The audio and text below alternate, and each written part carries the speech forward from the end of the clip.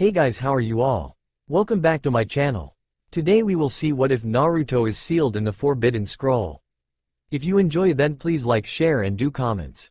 It was several years after the Naidame stepped into office. He has led his village for those years as his brother before, to ensure that the village shall be a village of peace and prosperity. The only thing he could never understand of his brother was the love he had for his family. Tobirama was a bachelor and proud of it. But every now and then, he would have thoughts on what it would be like to have a family of his own. And that is where this begins. Tobirama stared in abstract horror at his personal Anbu guard. The only kunoichi on the team to be exact. What? He asked. I'm pregnant, she said. He ran his hands through his hair, trying to think on how he would deal with this. He knew how it happened, of course. One too many drinks, a fierce spar, and kissing led to what had happened. Even with the alcohol, he could remember it vividly. If it's that much trouble, then I'll get an abortion, she said and started to leave the room. It had snapped him out of his thoughts. Wait, her hand was on the doorknob when he called out to her. She turned to see him approaching her. You are not getting an abortion. Even if I think I'm not ready for something like this, a part of me is excited and wants to see this through. I always wanted to be a dad. Who knows, maybe I'll like being a father. The kunoichi had tears coming out of her mask. She was crying in relief that she can keep the child. She moved her mask and locked lips with her Hokage. 8 months later. I'll kill you for doing this to me, you son of a bitch. I don't care if you're my Hokage, I'm going to castrate YOOUUAAHHHH. Screamed the Naidame lover. Come on honey, push. You're almost there, said Tobirama, trying to ignore his hand being crushed by his lover. Shut up. You have no IDEAAHHH. She was cut off when she went through some more contractions. A couple more pushes later, and the room was assaulted with the cries of a newborn. The nurse took the child, cut the umbilical cord, and wrapped him in a blanket. She handed the newborn to the Naidame. He took his son with slightly trembling hands. Look darling. Our son, he said, happiness alight in his voice. He handed him to her as she stretched her tired arms for her child. I'm so happy, she said in a tired voice. He looks just like you, she continued. Indeed the child did. He had the Naidame hairstyle, though it seemed spikier, 4 triangles on his face, 2 on each cheek, and his father's pale tan complexion. The only thing he seemed to receive from his mother was a pair of yellow gold eyes and whitish blue hair. What should we name him? Asked Tobirama. His lover, Yukifuri*, looked at her son. Naruto. His name is Naruto, she said with finality. A good name, said the Naidame, before he looked at his lover and noticed she seemed paler than a few moments ago. Honey? He asked. Her heart monitor went flat as she closed her eyes, still holding on to little Naruto who had begun to cry, sensing something wrong with his mother. Nurse. Doctor. Anybody, we need help. Screamed the Naidame as he took Naruto. The nurse and doctors rushed in, trying to save what they believed the Naidame's secret wife. It would be 10 minutes later that Tobirama received the news. His lover, the one he was going to actually propose to, Yukifuri, has passed. Over the next few days he was inconsolable. The only thing keeping him together is his son. Don't worry Naruto, he said, Daddy's here. And he's not going anytime soon. 14 years later, Naruto had grown into a handsome young man. He wore armor similar to his father, fur and all. The only difference is the color scheme. While his father's is a pale blue, Naruto's had crashing waves and falling snow. It was so well integrated in the armor that when he walked it looked like it was moving. His father spent as much time raising him as he did in his office. He started teaching Naruto as soon as he could walk properly. At a young age, they found out Naruto had 3 affinities. They were a high water affinity like his father, a high earth affinity, making Mokuton, wood release, possible, and a high wind affinity. It was after this that Tobirama had decided to tell his son about his mother. Flashback. Naruto stood before his father. He was at the tender age of 6 and his training in the elements had just begun. He was here because his father said he had something to tell him. Dad? He asked. Naruto, began his father, I think it's time you know of your mother. Naruto went wide-eyed at this. He always wondered who his mother was. Your mother was a wonderful woman and a greater kunoichi. She was part of my personal guard. She loved those close to her and defended them greatly. She believed that those you hold close to you are precious, and only when protecting those precious to you will you become truly strong. She had white hair that flowed into blue, yellow gold eyes like yours, a cute nose, full lips, a big heart, and an equally big R** cough. He stopped and looked at his son for a moment before realizing what he was doing. Anyways, he said quickly, your mother was a wonderful person. And if it wasn't for you, I never would have noticed. I thank you for that. She could be as kind to her friends as she was cold to her enemies. You see, son, she wasn't a native of Hai no Kuni, Fire Country. She was a member of the Yuki clan from Kiri, Mist. She came here after and she was banished by Kiri for showing compassion to her enemies when they couldn't fight. She was found near death from starvation at the gates. We took her in and gave her her second chance. She did everything she could to repay us for our kindness and eventually found herself as one of my guards.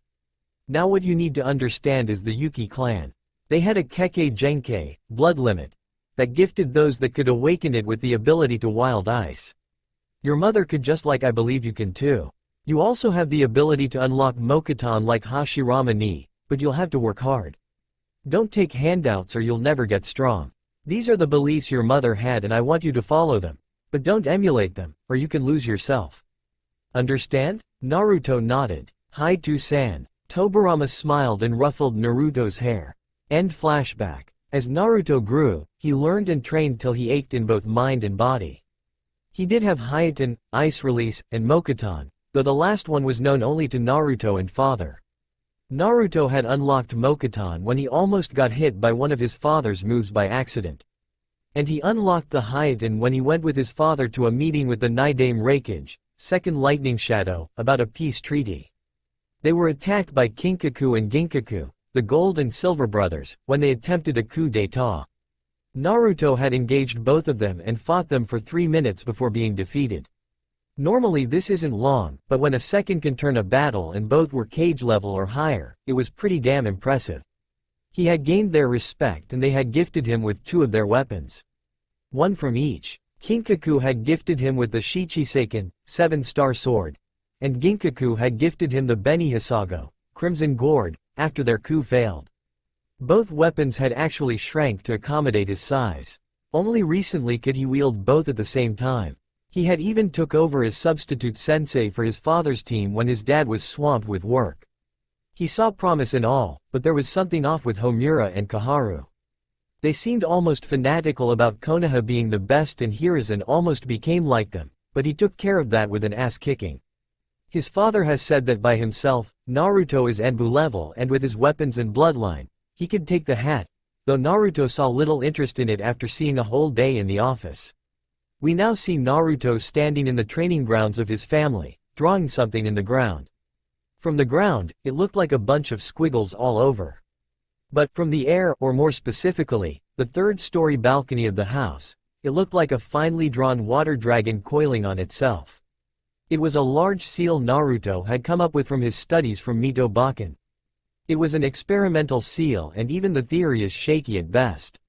What he said it will do, is to seal away a living person in stasis until release. It would also allow the one sealed inside to absorb chakra from the air to sustain the seal and slowly expand their own chakra. What makes it even better is it also allows the sealed one to hear the ongoings out of the seal.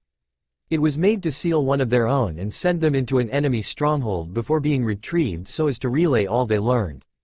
The First Shinobi World War was raging on and Konoha needed an edge. Naruto had just finished when he sees his father come out. Are you sure about using yourself, Naruto? Asked his understandably fearful father. Yes, To-san. Don't worry, I'm too stubborn to die, Naruto said. His father smiled and nodded before handing his son the sealing scroll that the seal will transfer to. He gave Naruto a hug and stepped out of the seal. Naruto ran through the extensive set of hand seals when a Kumo shinobi came out of the trees. Die, the man yelled. Tobirama reacted by throwing a kunai and impaling it in the mont's brain, but it was too late. The seal was activated and the man had scuffed up a couple of lines. The seal glowed, Naruto locked eyes with Tobirama, and everything went white.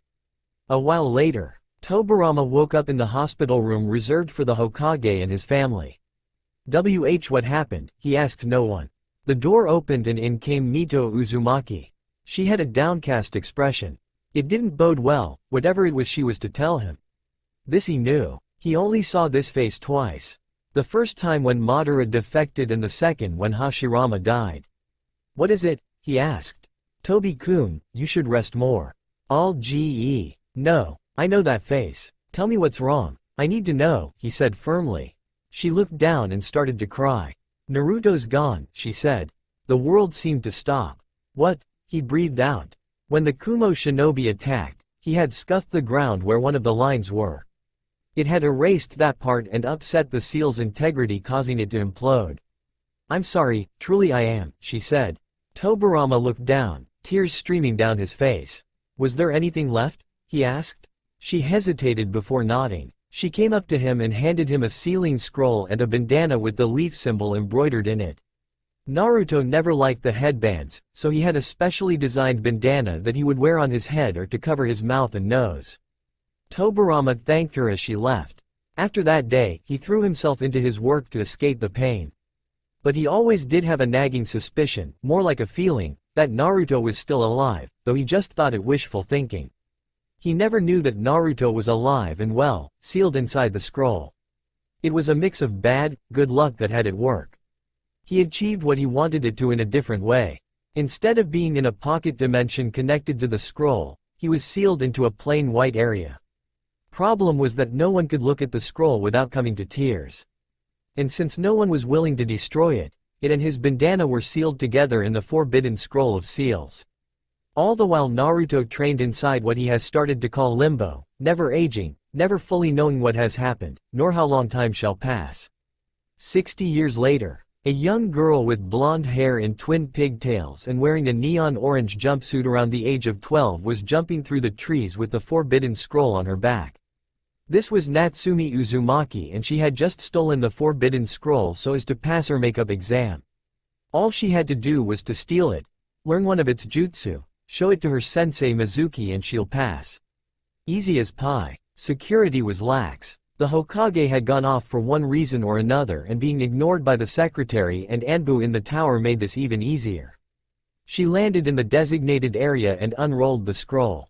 Shadow clones? Damn it all. Of course it would be my worst subject. "I guess I'll just get this over with," she said to herself. 2 hours later, Natsumi was lying on the ground panting with a smile on her face. She had succeeded in completing the cage bunshin. She took a breath and decided to peruse through the scroll to see if she can find anything else. She skimmed through it till she almost reached the bottom. Dang, nothing else? She wondered to herself. That was when she reached the bottom. There was a picture of what looked like a water dragon coiling on itself. There was a warning that she ignored that told all that this was a seal containing items of a very respected individual and should be left alone. She had read up to the part of the respected person, then stopped. She touched the seal to get it to open, but nothing happened. She frowned and tried again. When nothing happened, she thought back to the only time sealing was discussed. What did Iruka-sensei say again? She thought. To activate some seals, one needs to channel chakra into it, came Iruka's voice. Nodding to herself, she touched the seal again and channeled chakra. There was a poof, some smoke, and the sound of an item landing on the floor. She coughed and waved her hand to disperse the smoke. When it had cleared, she found another scroll with a blue bandana wrapped around it. She picked it up and unwrapped the bandana and unrolled the scroll. There was a seal on this scroll as well. She shrugged and added more chakra to see what this scroll contained. There was another poof, more smoke. She feared for a second of second-hand smoke, and a thud. She waited for the smoke to clear, and when it did, she had an atomic blush. There lying on the ground was Naruto Yuki Senju, though she didn't know that. He was unconscious. She made sure that he was asleep and not dead, just in case. She had started to weave her fingers through his hair, enjoying how soft his hair is. She was taken out of her thoughts when Iruka came into the clearing. "Natsumi, what do you think you are doing?" he yelled. "Kaya," she screamed in fright. "Oh, it's just you, Iruka-sensei. You nearly gave me a heart attack. Besides, I'm here for the makeup exam." Iruka was startled at what she said. Makeup exam? He wondered aloud. Well, she seems to have been training, he thought. Indeed she did, what with her slightly messed up hair, scrapes, and dirt smudges. "Natsumi-chan, what are you talking about? There's no makeup exam. Of course there is. Mizuki-sensei told me all about it. Now you want to see my new jutsu? She said. Mizuki? He asked, before the sound of wind being cut sounded. Iruka knew this sound well. He threw himself in front of Natsumi as several shuriken embedded themselves into his back. Gah! He stumbled from the unexpected pain. He turned to see Mizuki standing there, twirling a Fuma shuriken. I didn't expect to see you here, Iruka. It's too bad. If you had just minded your own business, then you wouldn't have to die. Mizuki, why are you doing this? Iruka shouted in confusion. Mizuki laughed. Isn't it obvious? To kill the Kyuubi bitch and gain power. Is there any other reason? Iruka couldn't believe it. His best friend betrayed their village and their friendship. Worst, he took advantage of a young individual's need for acknowledgement by using them to get what he wanted and leaving them with the blame. Now do me a favor and die, shouted the traitor at the end. Iruka closed his eyes, waiting for the end. When nothing happened after a few seconds, he opened his eyes to see an armored person holding the shuriken through the hole and yawning. Everyone was stunned. Natsumi because she was sure he was out of it, Iruka and Mizuki because they didn't notice him. The newest person to this fiasco snapped his jaw shut and rubbed the sleep out of his eyes. He took quick stock of the situation and came to his own conclusion. Let me guess, he started, someone got power hungry, used someone else, and it now has come to the climactic clash. When no one moved for the first few seconds he asked, am I in the ballpark? Mizuki snapped out of it first and sneered.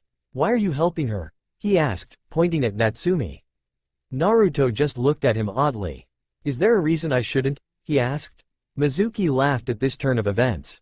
So you don't know. Well then, I guess I'll do my job and teach you. Iruka caught on fast. Mizuki don't. He was ignored. 12 years ago the great Kyuubi no Kitsune, nine-tailed fox, attacked Konoha. We threw everything at it, but nothing worked. That is when the Yondaime appeared on the battlefield and fought the demon. But despite what the kids are told, the Yondaime couldn't kill the fox. No one could, so he sealed it away into a newborn baby girl. The only baby born that night. Here he points at Natsumi. You are the Kyuubi no Kitsune, sealed away by our beloved Yondaime. He weakened you by placing you in a human body so that we can finish what we started. But the blasted Sandame was manipulated by your illusions and has forbidden anyone from harming you. But not tonight. I will finish what the fourth started and kill you. Die. At the end he threw his last Fuma shuriken at Natsumi, who stood stock still at what was revealed. Iruka was about to take the blow for her, when Naruto intercepted it again. That'll be enough of that. Apparently you should have studied seals if you actually believed what you just said. But I can see that you won't be dissuaded from your beliefs, so I shall end this farce, he said firmly. Before Mizuki could taunt him on how he could finish this, Naruto disappeared and reappeared behind him with the Fuma shuriken folded and rammed through his sternum. His body fell and Naruto jumped down. Now, he began, I believe that introductions are needed. I guess introductions are in order, said Naruto. Natsumi and Iruka were still in shock at what had happened. Hello? Asked Naruto. It's like they've never seen something like this. What the hell has happened while I was gone? He thought. He didn't have much time to ponder when an Anbu, obviously female, with a Neko, cat, mask appeared. All eyes turned to her. She observed the ones she was sent to retrieve and noted that Mizuki was dead, a Fuma shuriken impaling him. She turned back to Iruka, seeing as he is the highest-ranked person that she knew on the field. Iruka Amino, what has happened? She asked. Iruka relayed what he had seen and heard after he had arrived. Neko nodded and ordered two of her subordinates to come out of the trees. Tora, Tiger, take Amino-san to the hospital to get his injuries treated. Hubby, Snake, take the forbidden scroll and head to the tower. I shall take these two to the Hokage for his judgment. The two nodded and carried out their tasks. She placed her hands on the two kids and shunshined to the Hokage tower. They arrived to see hubby hand the scroll over to the Hokage, who nodded in thanks. He turned to see the newcomers. Neko had no expression thanks to the mask. Natsumi was nervous and angry, but it was the newcomer who drew his attention the most. He had a horrified expression on his face. Can I help you, young man? He asked. Hiru-chan, why are you so old? Asked the young man. Neko choked on her laugh. Natsumi had burst out laughing, and Hiruzen was ticked at what he was called. But before he could refute, he paused to think. Hiru-chan? Only Toburama-sensei called me that. Him and his S. No, it couldn't be possible. Naruto-sensei? The proclaimed Naruto smiled. Well, it's good to see your age hasn't affected your mind, Hiru-chan. Now, he was cut off when Natsumi burst out. Wait a minute, old man, how do you know, Naruto? She questioned at the end, to receive a nod. Hiruzen sighed and lit his pipe. A long time ago, when I was just starting out as a genin, my sensei was the Naidame Hokage, Toburama Senju. What no one knows, more like don't remember, is that he has a son. Naruto-kun here. He even served as my team's sensei when Toburama sensei was too busy with his duties as Hokage. He was powerful. There is no other word for it. By the time he was 10, he could take on most of our Anbu. When he was 11, he had faced and held off for 3 minutes, the Gold and Silver brothers, earning their respect. By the time he was 12 he had mastered water release and was an expert with ice release. When he was 14, he was a force to be reckoned with. He had beat me down every time he believed I had become too big for my britches. I believe I still have the scars to prove it. He had disappeared, believed to be dead, when he had tried an experimental seal that was messed up by a surprise attack by a Kumo shinobi. No one knows the specifics, but after that Toburama sensei had shrunken into himself, before getting his luster back a year and a half later saying that you were still alive. I'm going to be honest, how did you survive? In fact, how are you the same age? Naruto had smiled through the explanation, snickered about his teaching methods, became downcast about his father, then settled on a slight grin. He then took the time to explain what had happened, but left out that he heard everything that was in hearing distance of the scroll and the fact that he has continued to train to where he is now probably equivalent to the actual Sanbi in chakra capacities. Hiruzen sat back and thought. You know, said Naruto, what needs to happen, correct? Hiruzen sent him a questioning glance.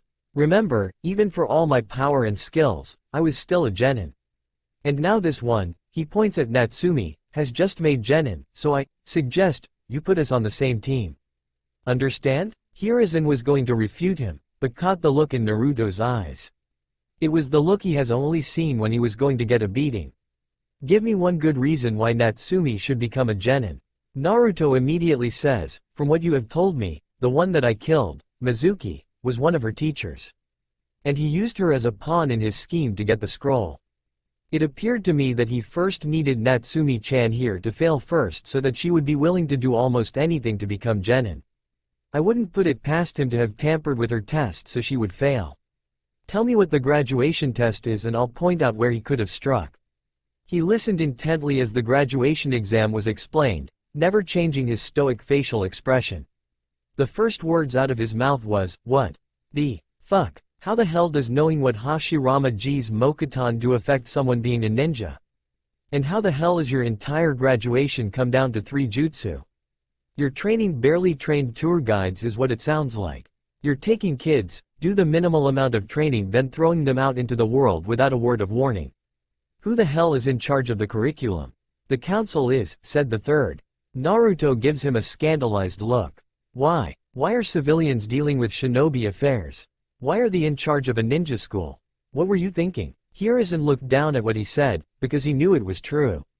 After the Kyuubi attack, the council took advantage of the small moment between the fourth's death and my reinstatement to pass laws to give them more power. By the time I came back into office, it was too late. Naruto gives him a good long look, then says, to repeal them. Don't give me that look. You should know that the council cannot pass any law without the Hokage's approval. Your word is law. They are only there to advise you, not rule over or beside you. It's apparent you have grown soft over the years. Hiruzen just looked at him for a second before slamming his head on his desk. Anbu, he called, head still firmly planted in his desk. Call a council meeting. Tell them they have 10 minutes or they are off the council immediately. The Anbu saluted and left to get their charges. 10 minutes later, council meeting room. The room was alive with the various chatter from the councilors. They were all wearing various sleepwear because of how late it was and how quickly they were summoned. The Hokage came through with his pipe alight and a fire in his eyes. He ignored everyone till he sat in his chair. Once settled he set his pipe down and silenced everyone with a burst of chakra. When he was certain everyone was settled he opened the floor. Excuse me Hiraza, said Homura before being silenced by a blast of ki. That's Hokage-sama to you, understand?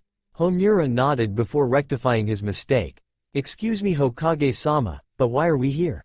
The third leaned back in his chair with a smile that just promised pain. I'm glad you asked. It has come to my attention that some people have abused their powers. And so, I have come to rectify that mistake. All laws passed between the time of the Kyuubi's attack and my reinstatement are henceforth null and void. Everything that deals with shinobi are to have no influence from the civilians. The civilians shall no longer have the ability to pass laws without my approval. And finally, my advisors are to be as stated, advisors. They will no longer have the ability to vote on matters. This caused a huge uproar. There were various shouts and obscenities thrown across the room. Hiruzen watched as the room devolved into near pandemonium. Finally getting annoyed, he blasted his ki again, silencing everyone. Hokage-sama, you cannot do that. Who has told you such lies? Shouted Kaharu. Satobi chuckled. Of course I can. The only person whose power is greater than my own is the daimyo. And as for who reminded me of that fact, well, I'd rather think he would like to introduce himself. The doors swung open and in stepped Naruto with Natsumi hugging his arm. She was always fearful of the council because of their constant attempts to kill her or have her imprisoned. Who do you think you are? You should know your place. And why is that bitch on your arm? Shouted a pink-haired woman from the civilian council. Naruto stared at all impassively, before speaking. I do not believe that you have the floor, Ama-san, bitch. Sume had to bite her fist to keep from laughing as all other clan heads either chuckled or tried their best to not do so. The pink-haired woman went red in the face. She was about to screech at him, but was stopped when the third released more of his ki. It is my pleasure to introduce Naruto Senju. That lone sentence caused everyone to shut up. An actual Senju was here. And best yet, he was young and impressionable. This was their chance to get higher in life, to climb the social ladder. All they had to do was convince him to marry one of their daughters. This was the thought shared by all, even the clan heads. They may all be friends, but they still desired to make their clans even greater.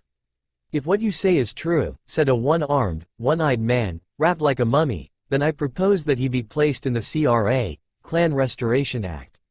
Let's put it to a vote. All for? He raised his hand as did almost everyone else. The only one who didn't was the third. Motion passed. Now onto who he will be paired wi. The man was cut off when the third, once again, flared his chakra. Do I have to keep doing this? Huh? Because let me tell you, it's not easy when I keep getting ignored every 5 seconds.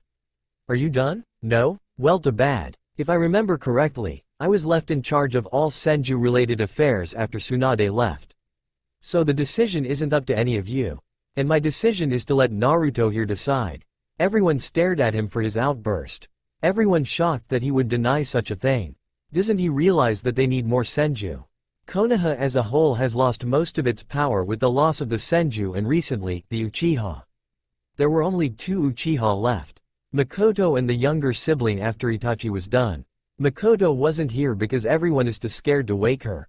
The last bastard to wake her was turned into a woman. Clapping was heard and all turned their attention to Naruto.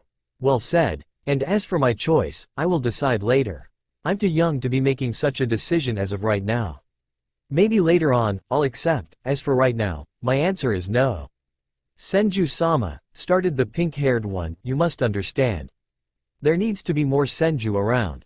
With the loss of the Uchiha in recent years and there only being one other, infertile, Senju makes you the prime candidate to bring us back to our glory.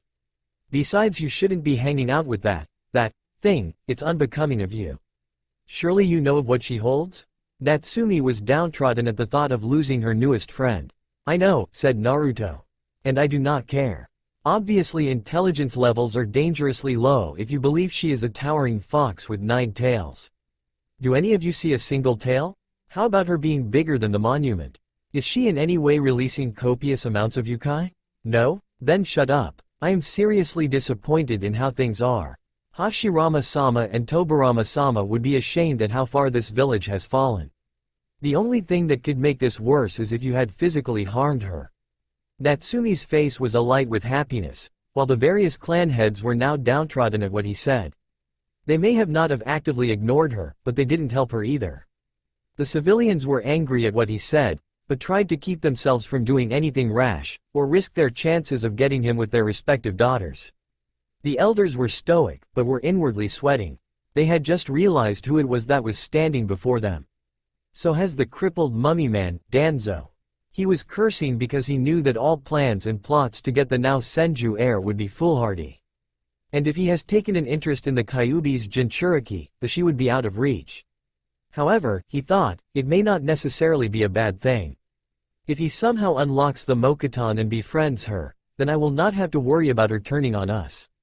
True, she'll be out of my grasp, but this would be better for the good of Konoha. That, and I am not anxious for another beating like he gave me all those years ago.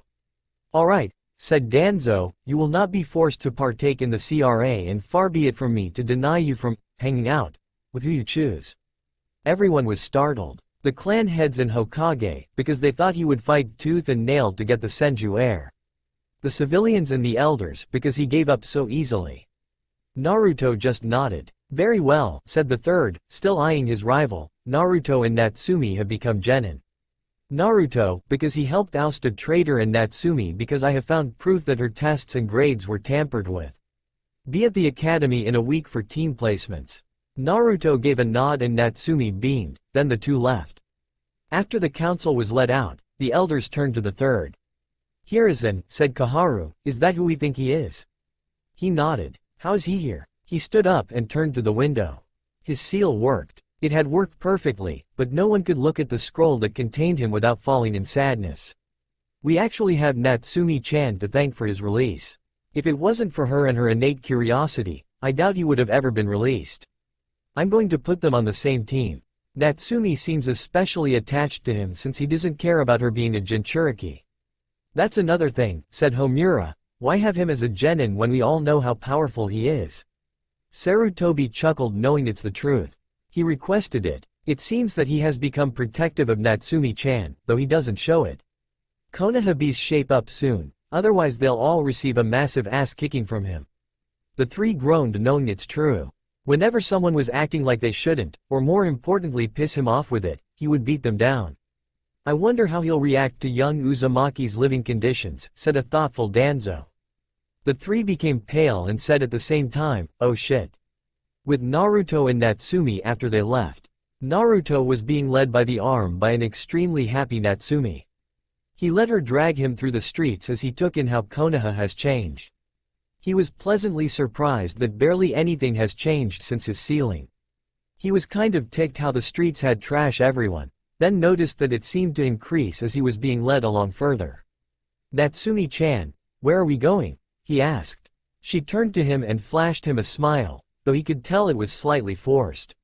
You're staying with me since you don't have a home, silly, she responded. She then turned her attention back to where she was going, thus missing his frown. Another 5 minutes landed the two outside a ratty apartment building. Naruto was frowning heavily now, but Natsumi didn't notice. She led him up the stairs, which almost gave out on 4 separate times, and took him into her apartment. He looked around, taking in the trash everywhere, the mold spots, and the furniture that should be in a garbage pile than a home. He noticed how she went around with practiced ease, his face now in an almost permanent frown. Well, she started, it's not much, but it's home. He took one more look at the apartment. He shook his head, his mind now most certainly made up. You're not staying here, Natsumi-chan. Huh, why not? She asked. He gave a derisive snort. Look at this place. The stairs nearly gave out on multiple times. There's trash everywhere. Mold on the floor and walls, and the furniture is rubbish at best. This place is falling apart at the seams. No, you are most definitely not staying here. She frowned as he pointed out all the flaws in the place. But where else will I stay? Not many people are willing to stay at their place, and even if they are, they'll charge so much money for one night that it would be like a month in a hotel. Naruto almost growled at what the people have done. Natsumi-chan, I know what I will ask probably will be difficult for you to answer, but I need to know, what has happened to you? Natsumi suddenly became depressed. You really want to know? He nodded. She sighed and told him. She told him how she was kicked out of the orphanage at 4, how she starved for days at a time, how no one would help her as if she didn't exist, and how she would get an occasional beating. Occasional meaning once every 2 weeks. They were put into prison, but were bailed out by the council not even 5 days later. He growled at how low the village has fallen. He was happy that was the extent of it. He would have had to drown Konoha as a whole in a maelstrom of tsunamis, glaciers, and forests. He gave a deep sigh. You'll stay with me. I'm a senju, remember? I have access to all my clan's grounds, houses, stores, and any other thing that has been bought by my clan or is funded by it. Gather anything that is salvageable and meet me outside in 5 minutes. She gave a nod as he left. True to his word, they met outside in 5 minutes and he shunshined to his clan compound. He cut his hand without flinching and placed it on the gates. After a minute they swung open, granting them access. He took Natsumi's hand, not noticing as a blush spread across her face. He opened the main building's front doors and took her inside. Natsumi was amazed. From what she had heard, the Senju compound was abandoned and yet it still looks like someone has been living here. Naruto turned to her. Choose any room that is to your liking. I will stay in the master bedroom. Tomorrow I will give you tour of the place. Rest for tonight, you've had a trying experience tonight. She wanted to protest, but a yawn cut her off. She gave an indignant huff and went up the stairs. He shook his head and thought, this will prove most interesting. A week later, Academy. Naruto was being led by Natsumi again to the classroom. He was a bit eager to see the next generation of this village's shinobi. They heard the man Naruto recognized as Iruka giving some grandiose speech. Before he could do anything, Natsumi kicked open the door and dragged him into the classroom. He stood up fully and sent her a mock glare, then turned his attention to the class to see that they had all eyes on him. No one, not one of them looked like they would last a day as an actual shinobi. Oh, he knew these types well. They were the kind that thought being a ninja was going to be full of riches and fame. He snorted at their pitiful attempts to characterize him. If he was easy to read, then he would kill himself. He expected nothing less than his 100% in everything he did. He knew that life will hit them hard, and that is when they can prove their mettle. Class, said Iruka, welcome our last graduates. The class erupted in a frenzy. Hold on, shouted a wild-looking boy with a puppy. How come that guy got to skip the academy and still graduate? And how is the dead last here? Iruka sighed. Natsumi is here because I have found evidence that her tests were tampered with. So, she was given a second chance and passed. As for Naruto here, he is a special case. If you have any complaints, take them up with the Hokage. Naruto gave a nod as a sign of respect at how the Chunin was able to handle the situation and not reveal anything that he wasn't supposed to. He and Natsumi sat in the back, away from everybody.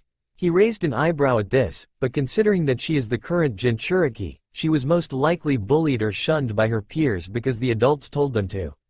He examined all those that had a chance to actually make it, if they took this seriously enough. First was a brunette girl wearing a blue shirt, white shorts, and a pair of those sandals he has been seeing every shinobi wearing. She was apparently from the Uchiha clan because of the symbol on her shirt. Next was a shaggy, brown-haired kid with glasses wearing an oversized coat.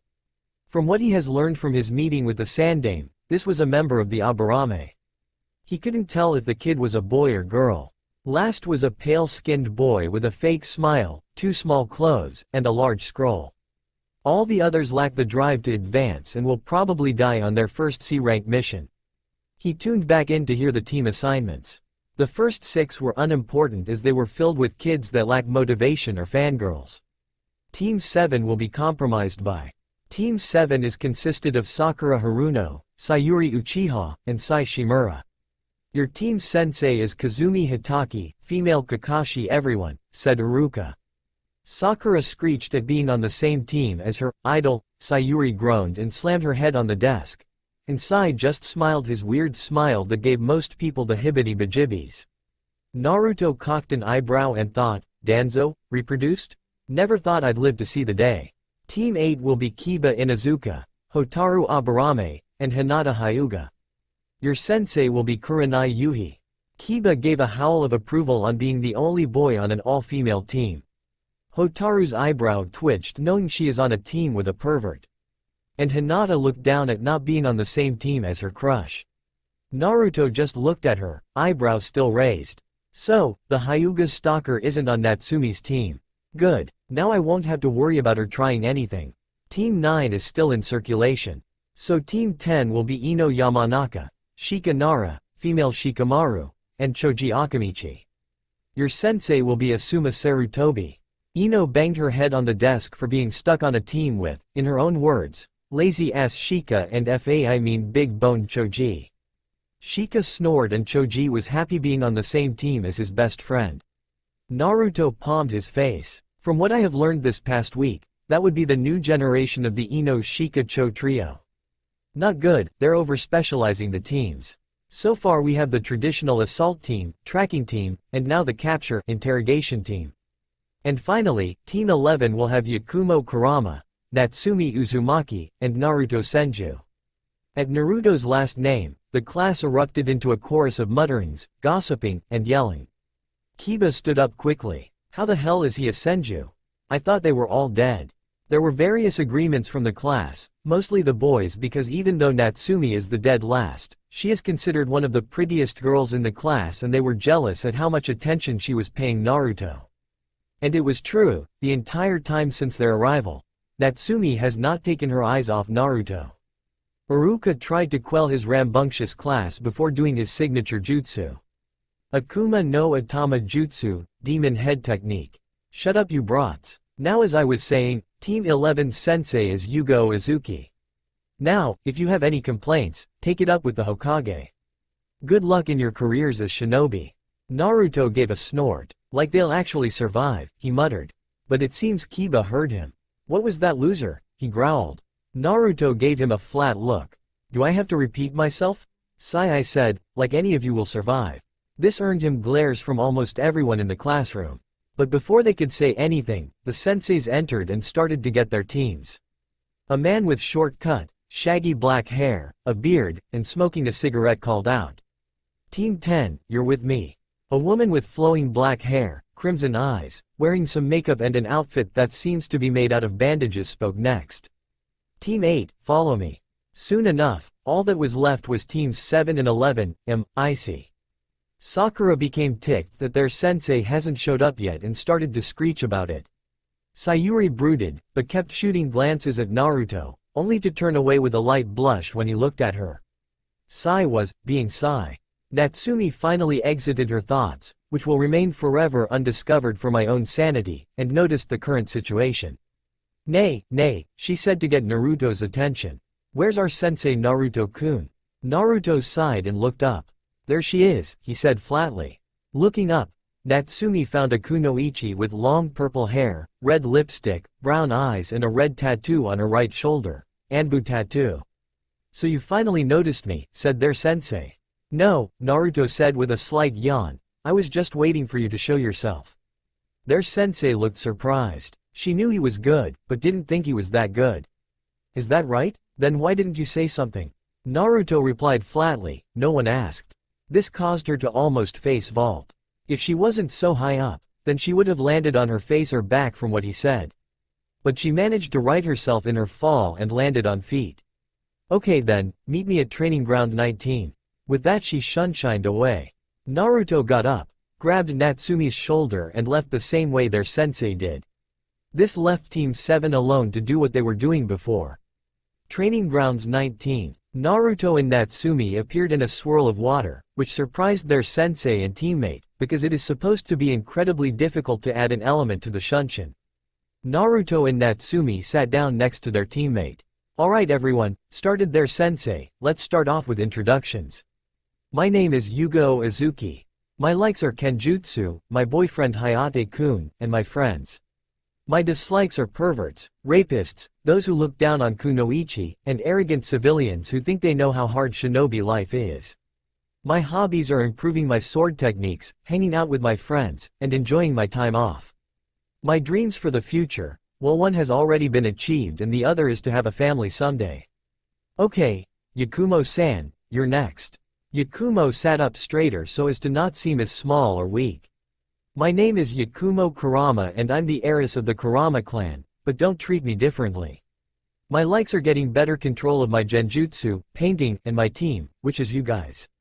My dislikes are bullies, rapists, a certain woman who tried to take my dream away, and those who hate art. My hobbies are painting and conditioning my muscles so as to allow me to last longer.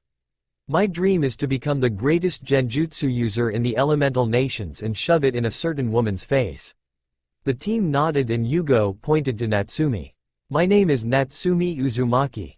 Not many people 15 and under know this, but I contain the Kyuubi no Kitsune. She stopped to take in her team's reactions. Yugo looked surprised that she shared her secret, Yakumo gave her a look of awe, and Naruto gave his nod of approval. Wow, said Yakumo, you must be really strong to hold the Kyuubi. Natsumi rubbed the back of her neck, Naruto gave another nod, and Yugo smiled seeing how the other two reacted to her secret. Anyway, my likes are Naruto-kun, training, ramen, and my friends. My dislikes are arrogant people, rapists, those who can't tell the difference between a biju and the one it's contained in, and how long it takes for ramen to cook. My hobbies are training, eating new types of ramen, and hanging out with Naruto-kun. My dreams for the future are to become the first female Hokage so as to show that women aren't weak and to one day have a family. At the last part she looks at Naruto and blushes. Naruto went last. My name is Naruto Yuki Senju. I am the son of the Naidame Hokage, transported to this time after a failed sealing experiment. Do not tell a soul of this information without my express permission, otherwise I will break you. This got him some frightened nodding. My likes are my father, Natsumi-chan, this team, and the village. I dislike the villagers of this time, how weak all the shinobi are, and how everyone seems to think that the shinobi life is filled with nothing but fame and glory.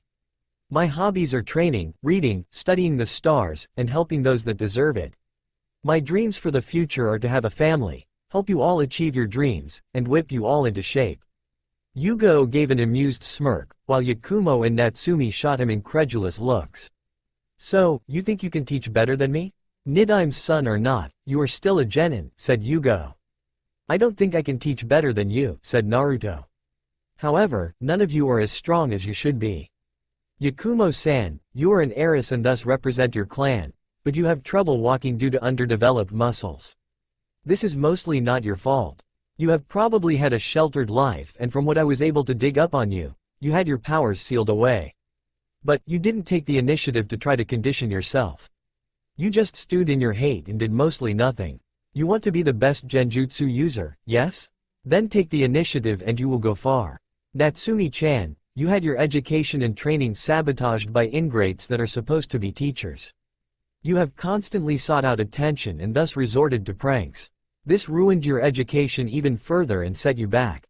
However, this helped train your abilities with stealth, infiltration, and trap-making. All you need is a little refinement. And last is Sensei here. Now I can't say much because I don't know her well enough, but she is weaker than what she should be, due to being in peace for so long. From the look in her eyes, she has seen and experienced a hard life, but has pushed through it. What she lacks is drive. She needs a goal. Tell me if you have a title here that you are renowned for. The other three were shell-shocked at what he said. He pointed out all their flaws and what has led to them. He has also pointed out what they can do to become better. Yugo snapped out of it to answer him. I am known as Konoha's Kenjutsu mistress for my skills with my blade. He gave a nod at that. Then aim higher. Aim to become on par with the Kiri no Shinobigatana Shichinen Shu, 7 ninja swordsmen of the mist. They are renowned as the best. You want to be the best, then you have to beat the best, understand? Good. You couldn't tell but he had just ignited the fire in each of them. They took his advice and promised themselves to get better and stronger. Yugo then coughed into her hand. Okay, normally I would have you do a survival exercise of some sort to test if you are ready to become genin. However, because of Natsumi-san's and Naruto-sana revealing their secrets, I believe that you all are red. She was cut off when Yakumo raised her hand. Yes? She asked. Yakumo seemed to struggle with herself for a bit, before relenting. There's something you should know. When my powers were sealed away, they manifested using my negative emotions to become Ito. It continues to try to take over so as to cause havoc. She looked away from everyone, not wanting to see their reactions. So color her surprised when she felt 2 arms wrap around her. She turned to see Natsumi hugging her. Why? She asked in a whisper. Because, started Natsumi, I understand. Being hated for something that is not you. It hurts. But we are here for you. We'll help you. Trust us. Yakumo looked at her sensei who gave a reassuring smile and Naruto who nodded to her. She smiled and returned Natsumi's hug. Alright everyone, said Yugo. Meet me here tomorrow for training at 7:30 a.m. Don't be late. See ya. She left with a shunshin. The three blinked for a minute to register what just happened. Hey, said Natsumi, you guys want to go get something to eat? Yakumo nodded and Naruto acquiesced. Natsumi smiled, grabbed both of them and proceeded to drag them to her favorite restaurant. Hey Tuchi Gigi, Ayame ne, I'm back, shouted an enthusiastic Natsumi. Ayame looked up and smiled at the young girl.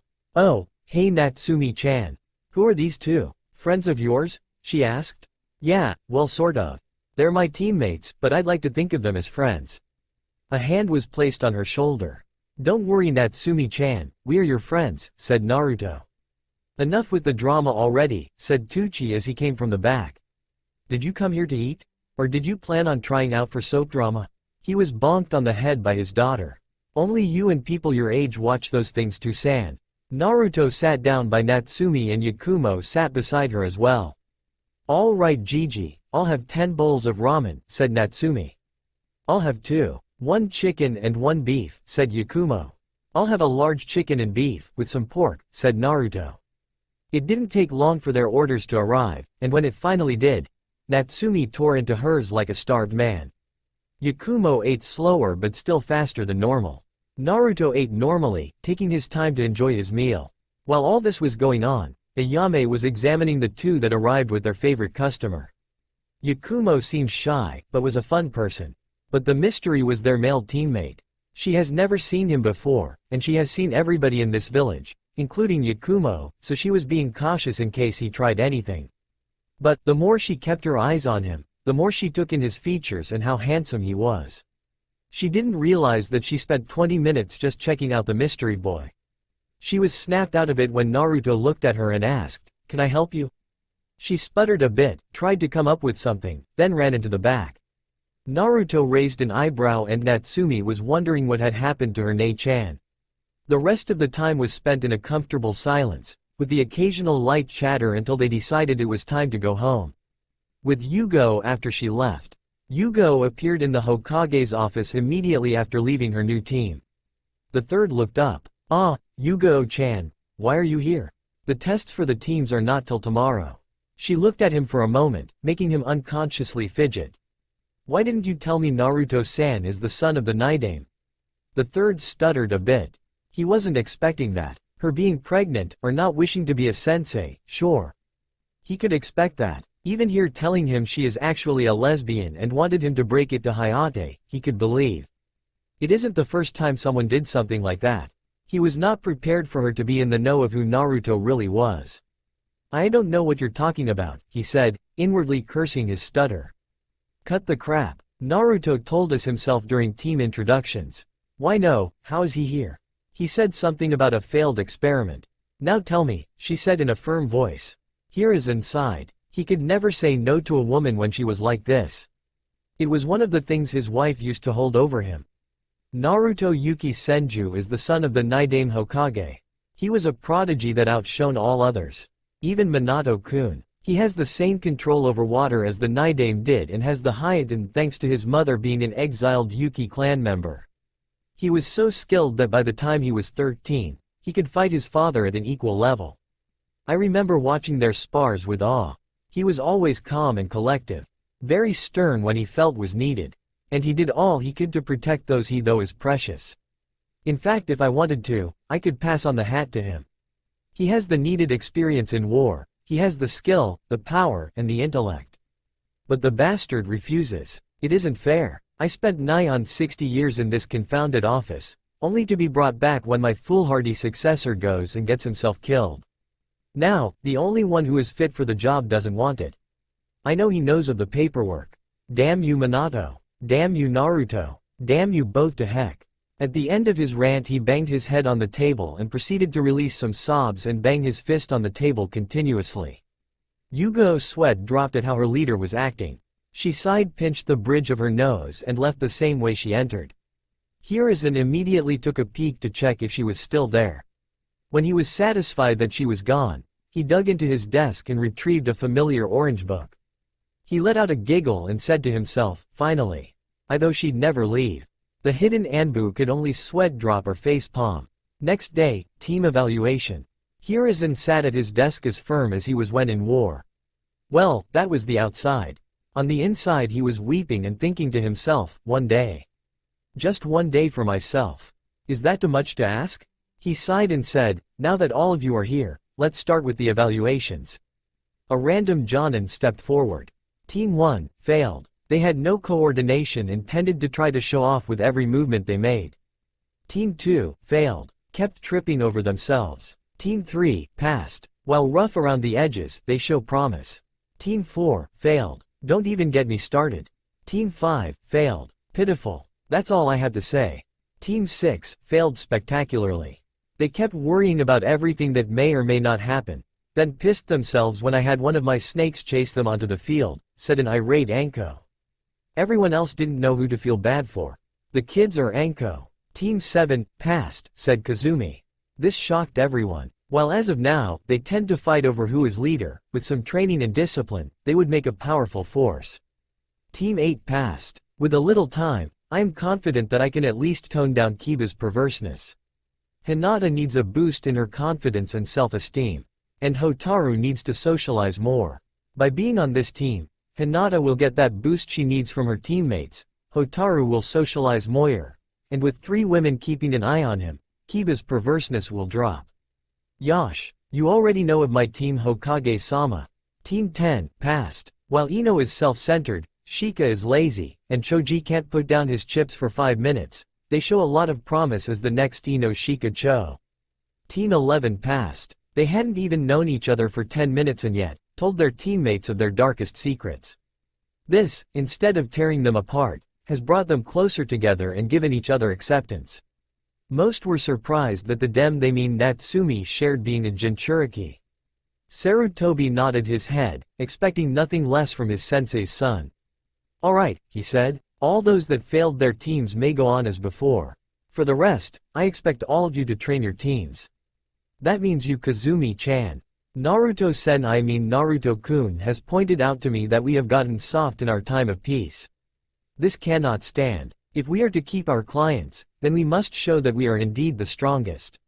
Dismissed. Team 11 stood in the mission hall, waiting for their next mission. They were all annoyed with their missions in the past 2 months since their formation. It was just glorified chores. That's it, but none were more ticked about it than Naruto. He knew that their shinobi have dropped in potential and he couldn't figure out why. Now he knew. When a ninja needs extra pocket change, they take D-rank missions. Naruto used to breeze through C and B ranks for kicks. He had promised himself that he would stop his team from doing any more D ranks. Okay, we have walking the Inuzuka hounds, shopping for an old woman, or Tora, or there is catching the daimyo's wife's cat Tora. No, it was a whisper, nothing more, but it echoed around the room. No more of these glorified chores. Everyone in the mission hall turned to Naruto. Excuse me? Asked Iruka. Naruto gazed around with an apathetic stare that unnerved them all. Listen Hiruzen. Everyone gasped that he dared call the Sandaime by his name in such a way. You say that you want the new generation to grow. And yet, you won't allow us to take higher ranked missions. You surely know my track record. I completed C and B ranks for shits and giggles. Why? Because I could. Now you have me doing chores. This has been annoying to me, so I will ask, would you kindly give my team a C rank? Everyone turned to the third, ready to beg him to at least allow the last Senju to live and preferably in breeding order. However, they came to the side of the third and thought. Hiruzen looked at Yugo. Do you think they are ready? She picked up on what he was asking. It wasn't, are they ready, it's, are the girls ready? She nodded the affirmative. Alright then, he said. You're in luck. We have received a C rank from a bridge builder from Nami, Wave. You're too. Hold on Hokage-sama, came the voice of Iruka. You're not actually considering this, are you? They're fresh out of the academy. While I know that Naruto-san is very powerful, and so is Yugo-san, Natsumi and Yakumo are not ready for a C rank. I was their teacher not even 2 months ago. They couldn't have possibly gotten that strong so fast. Natsumi was put off by what Iruka said, while Yakumo looked down at one of the few to not fear her Ito say she isn't ready. It was a serious blow to her confidence and Natsumi's pride. But before she could get in an argument with Iruka, The door opened and in walked Team 7. Team 7 reporting for duty Hokage-sama, said Kazumi. She looked up from her book, aka porn, to see everyone looking her way. Did I miss something? The third snapped out of it. How about this? If you do not believe that they are ready for a C rank by themselves, how about a joint mission? It could give them experience and boost relationships between the teams. Iruka was about to argue before thinking, then nodding reluctantly with a sigh. Everyone applauded the third on living up to his title as the professor. What no one knew or saw was Naruto holding up cue cards with what he just said. He mentally made a note to give him a bonus. Send in the bridge builder. An old man with dark gray hair, a straw hat, and reeking of sake stumbled in. Is this my protection? He groused out. I paid for ninja, not 6 brats. There was a small, minute amount of ki that spread across the room. Well, it would be small for those cage level and up.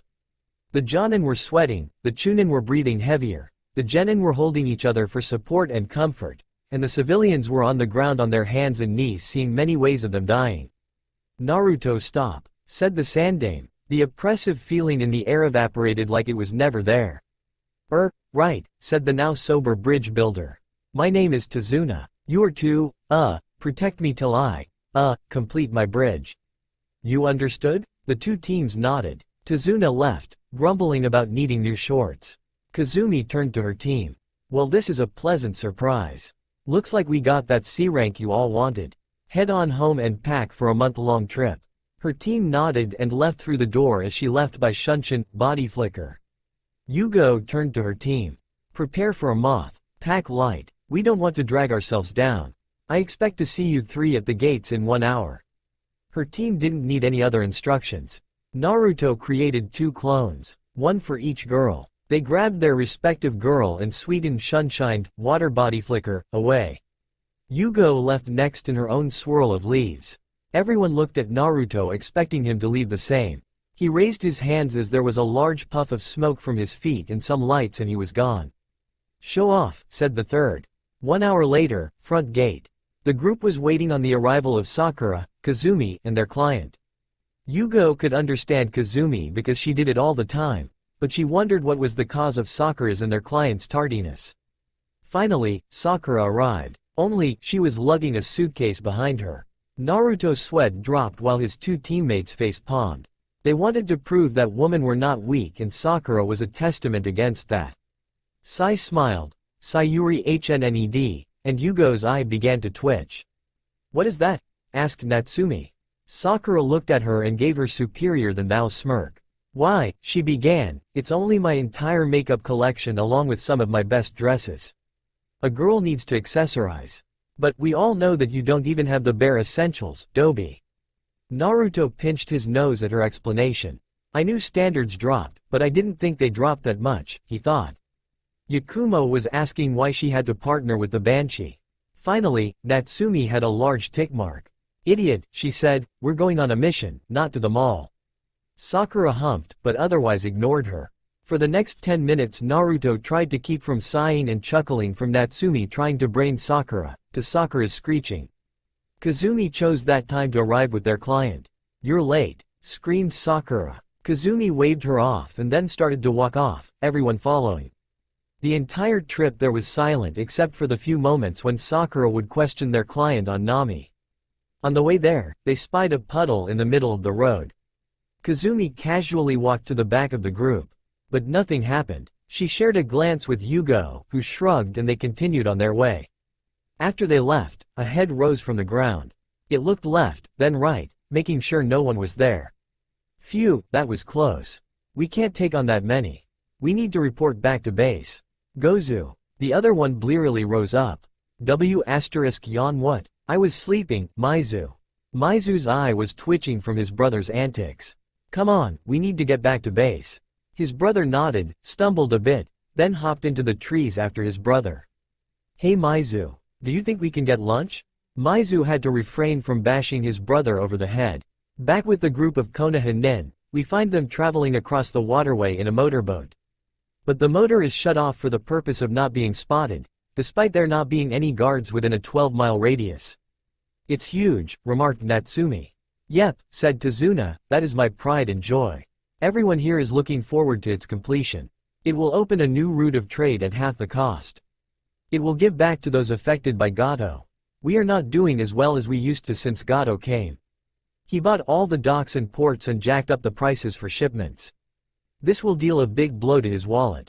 They continued in silence till they reached the land. As soon as they were off, the boatman sped off. The group walked to their client's house without incident. Tazuna knocked on the door. Immediately, the door opened and frying pan came down on his head. He fell back, allowing the ninja to see a 20-something-year-old woman holding the frying pan. She looked shocked for a moment, then realized what she did. "Oh my, father." She rushed to her father's aid, along with Natsumi and Yakumo. She gave a nod to the two girls. "I guess you're my father's protection? Well, come on inside. Sorry about what just happened. We've fallen under some hard times and I thought you were here to rob us. My name's Tsunami, by the way." As the group chatted with their client's daughter, Naruto hung back. Something's not right here. How could they be under hard times when he is working on a bridge? I'm missing something, but what? I'll take a look around town later on. With that, he re-entered the conversation. Hidden base. We apologize, master, said the demon brothers at the same time. There were too many, said Maizu. If we had tried, we may have gotten 1 or 2, 3 if we were lucky. A figure sat in a comfy-looking chair in the shadows of the room. All that was seen was a massive Zanbatu. Standing next to the seated figure was their right-hand man. A young woman with long black hair, currently in a bun, and doe-brown eyes. The figure motioned for them to continue. We have managed to identify the team leaders, said Gozu. The first was Shingen no Kazumi, the copycat ninja. She was our best possible target, seeing as she traveled at the back of the group and was nose-deep in her book. Maizu took over. The other leader was Konoha's Kenjutsu mistress, Yugo of the Crescent Moon. She was keeping a vigilant eye on everything around her. When she spotted our concealed hiding spot, I swear she was looking me straight in the eye. It was surreal. We have also comprised a list of the genin with them, and even a couple of quick snapshots. He pulled out the folder and placed it on the ground. That is all, he finished. There was silence for a moment before the figure gave the signal to leave. They did so with haste. After the duo left, the young woman picked up the folder and gave it to her master. The figure started to flip through it, taking a quick look at the descriptions of the genin, before halting on the last one. The figure was staring at it with intensity that the woman has rarely seen. She peered at the page her master was on. What she saw took her breath away. It was a picture of a boy wearing a set of old-fashioned armor that looked like snowflakes falling onto crashing waves. He had 4 stripes on his handsome visage, 2 on each cheek. Yellow gold eyes and white hair that flowed into a light blue, kept in spiky fashion. She was broken from her staring by her master snapping their fingers. They pointed at the picture of the boy. She understood. Her master wanted information on this genin. With her non-spoken orders, she left. With Naruto, next day. Naruto had just left the bridge builder's house, making his way to town. He had explained what he will be doing to Yugo, who agreed with his assessment of the situation. She has decided to have Yakumo and Natsumi stay and guard the family, while she guards Tazuna. Kazumi had decided this was the perfect time to actually start training her students. Naruto shook his head at that. He knew Team 7 was destined to fail from the beginning and not training them only made it worse. He looked up to see he has arrived at his destination. And he didn't like what he saw. The buildings were in disrepair. People wearing rags, apparently living in the streets, and fighting over scraps. A person tried to pickpocket him, but was stopped by an idle backhand that sent him flying. After that, everyone cleared a path for him. He spots a building that wasn't in total disrepair. A bar. How quaint. He enters the establishment and sees that it is decently filled with a bunch of thugs, for lack of a better term. As he walks up to the counter, he sees the men being rowdy and drinking away as if there wasn't a care in the world. He sees scantily clad women dancing for the men, trying, and in some cases failing, to hide their looks of disgust for their clients. If the men saw it, they didn't seem to care. He arrived, only to be greeted by a quick once-over by the barkeep. The man nodded to himself. When he came over, Naruto decided to ask some questions. I'm looking for some information. This looked like the best place to search. The man looked around and gave a nod. Naruto ordered a glass of orange juice. Hey, it was early in the morning, he needed something. The barkeep got him his drink before leaning in. What did you need to know? He asked. Naruto took another glance around the room. Where's Gato? It was a simple question. But, it carried weight in Nami. If Gato found out that you told an outsider his location, you would find yourself dead, your possessions taken, and your family enslaved. That is something I cannot answer, replied the barkeep. Before Naruto could ask why, he was approached by some of the more sober thugs. And why would you want to know where boss is? He asked, trying to intimidate the white-haired boy. Naruto didn't turn around, nor did he heed the man. Hey, I said why do you want to know where boss is? When Naruto didn't respond, the man flipped and grabbed him by the shoulder. That proved to be a mistake. Naruto grabbed the arm, slammed it on the counter and stabbed a kunai in it, eliciting a scream from the surprised thug. So I can kill him, Naruto said. He removed the kunai, before slitting the mon's throat and throwing it across the bar, impaling a man in the throat who was trying to be a little too fresh with one of the women. The bar fell silent, before a thug roared in rage and charged him. Naruto dodged the sloppy blow, grabbed his arm and broke it in two. The man screamed as the bone pierced the skin. Naruto jammed the jagged bone into the mon's skull. The next tried to decapitate him with a swing of his sword. Naruto tilted his head down and avoided the blow.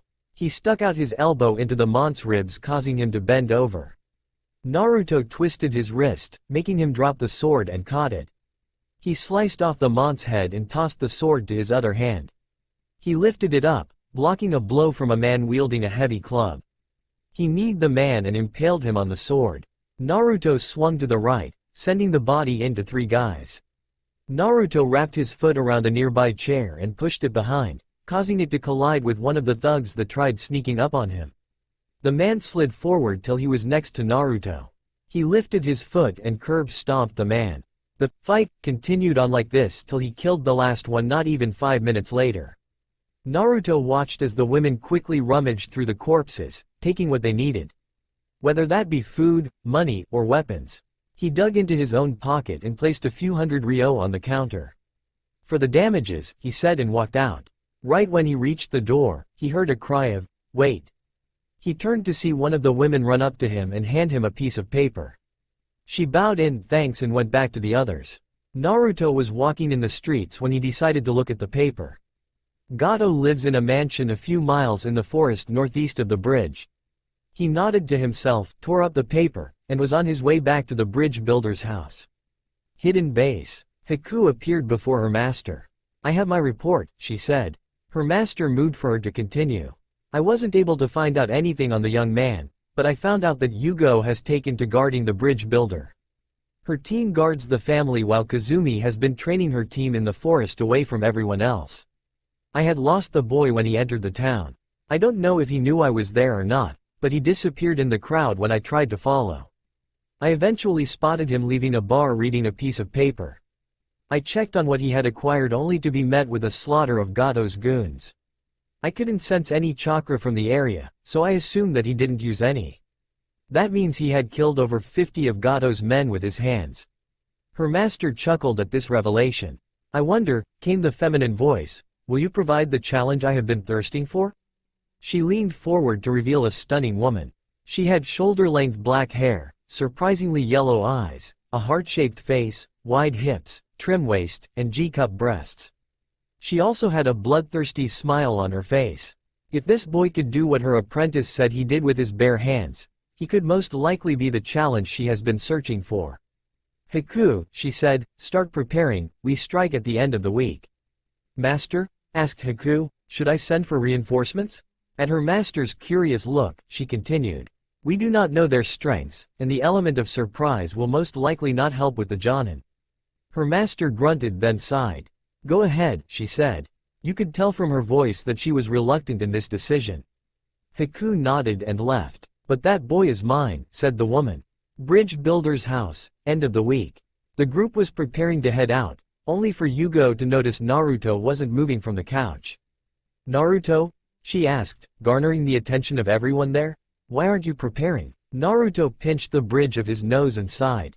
"I thought it'd be best for at least one of us to remain here. If someone is targeting Tazuna, then they might go after his family to get to him."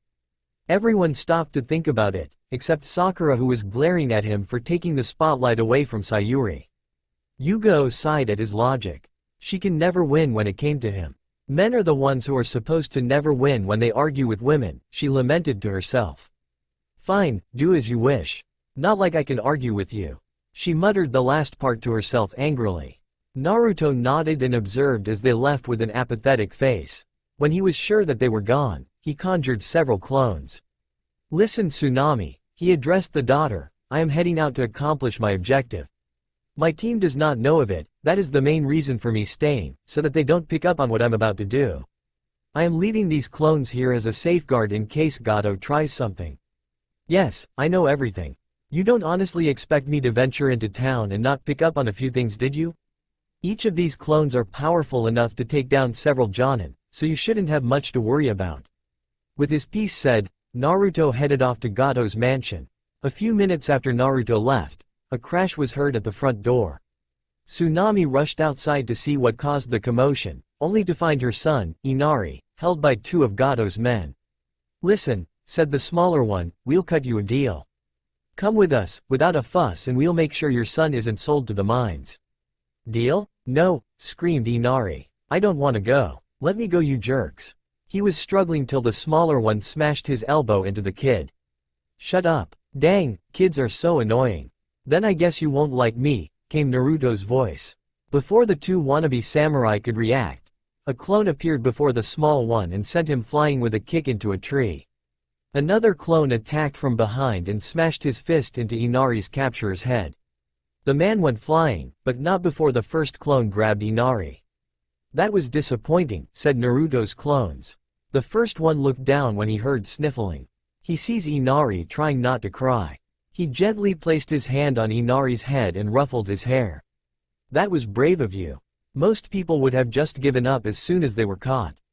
But you fought back as much as you could. That's the sign of a strong man, Inari. A strong man that I know you'll become one day. Inari looked up at him with no small amount of admiration, and Tsunami was smiling. Her son had a hero again. The two walked back inside as Naruto's clones went back to their positions. With the real Naruto. Naruto had just arrived at the outer gates of the mansion. Hey kid, shouted one of the guards that were approaching him. Hey, I'm talking to you. The more Naruto didn't acknowledge the man, the more the man steamed. Having enough of Naruto's disrespect, he launched a punch at him. Naruto caught it with one hand. He turned a cold eye onto the man, causing him to shake with fear. There was the sound of crunching bones, and the man let out a scream with one final snap. Naruto pulled him up and threw the man at the gates. It forced the gates open with a resounding clang. All eyes turned to the gates to see Naruto walking through as if he was taking a stroll. Naruto gazed at each of them with an impassive gaze. He cracked his neck and grabbed one of his kunai. Try to make this fun for me, he said. With the others after they left. They had just arrived at the bridge. The thing is that there was an unnatural amount of mist in the air. Yugo and Kazumi could both sense the chakra enlaced in the mist. The two nodded and flared their chakra. It only lifted the mist enough to see several meters ahead. There were bodies of the workers everywhere. Tazuna ran to the nearest one. He checked for a pulse and sighed in relief when he found one.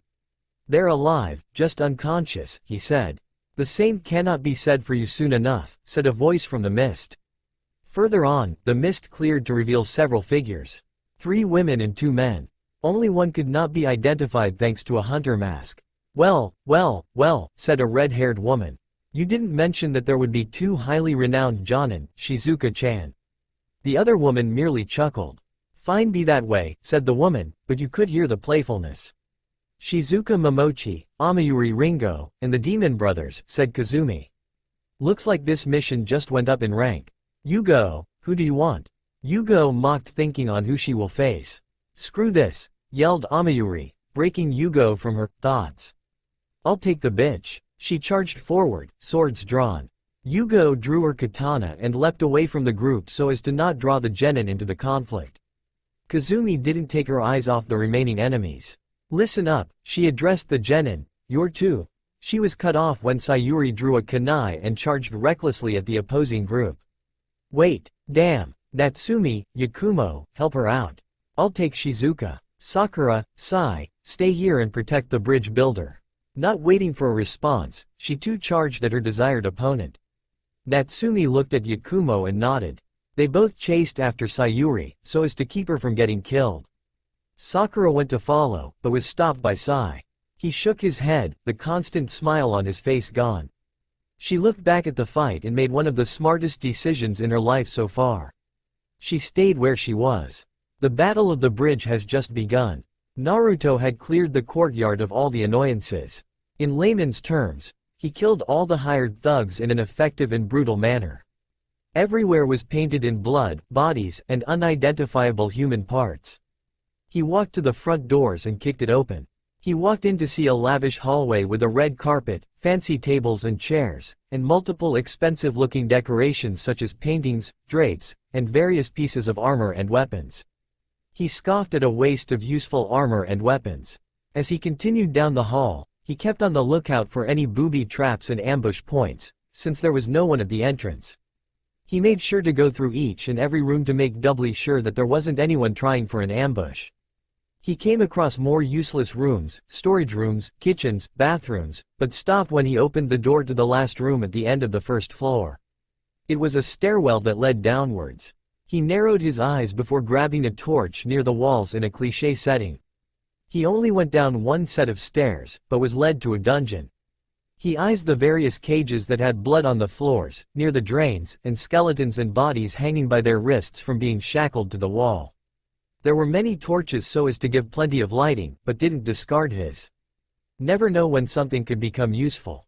There were various torture machines that he could identify. First was a set of thumbscrews. It consisted of 3 upright metal bars, between which the thumbs were placed. A wooden bar slid down along the metal bars, pressing the thumbs against the bottom. A screw pressed the wood bar downward, crushing the thumbs painfully. Next was a set of racks. No, it isn't a woman's chest, it is a bed, in which the victim would lie and have their arms and legs bound by a sturdy rope. Then a wheel would be turned causing mass pain till the limbs were popped from their sockets. Sometimes the torturer would continue till the limbs were ripped off completely. He gave a slight wince when he found iron maidens, breast rippers, and a pair of anguish.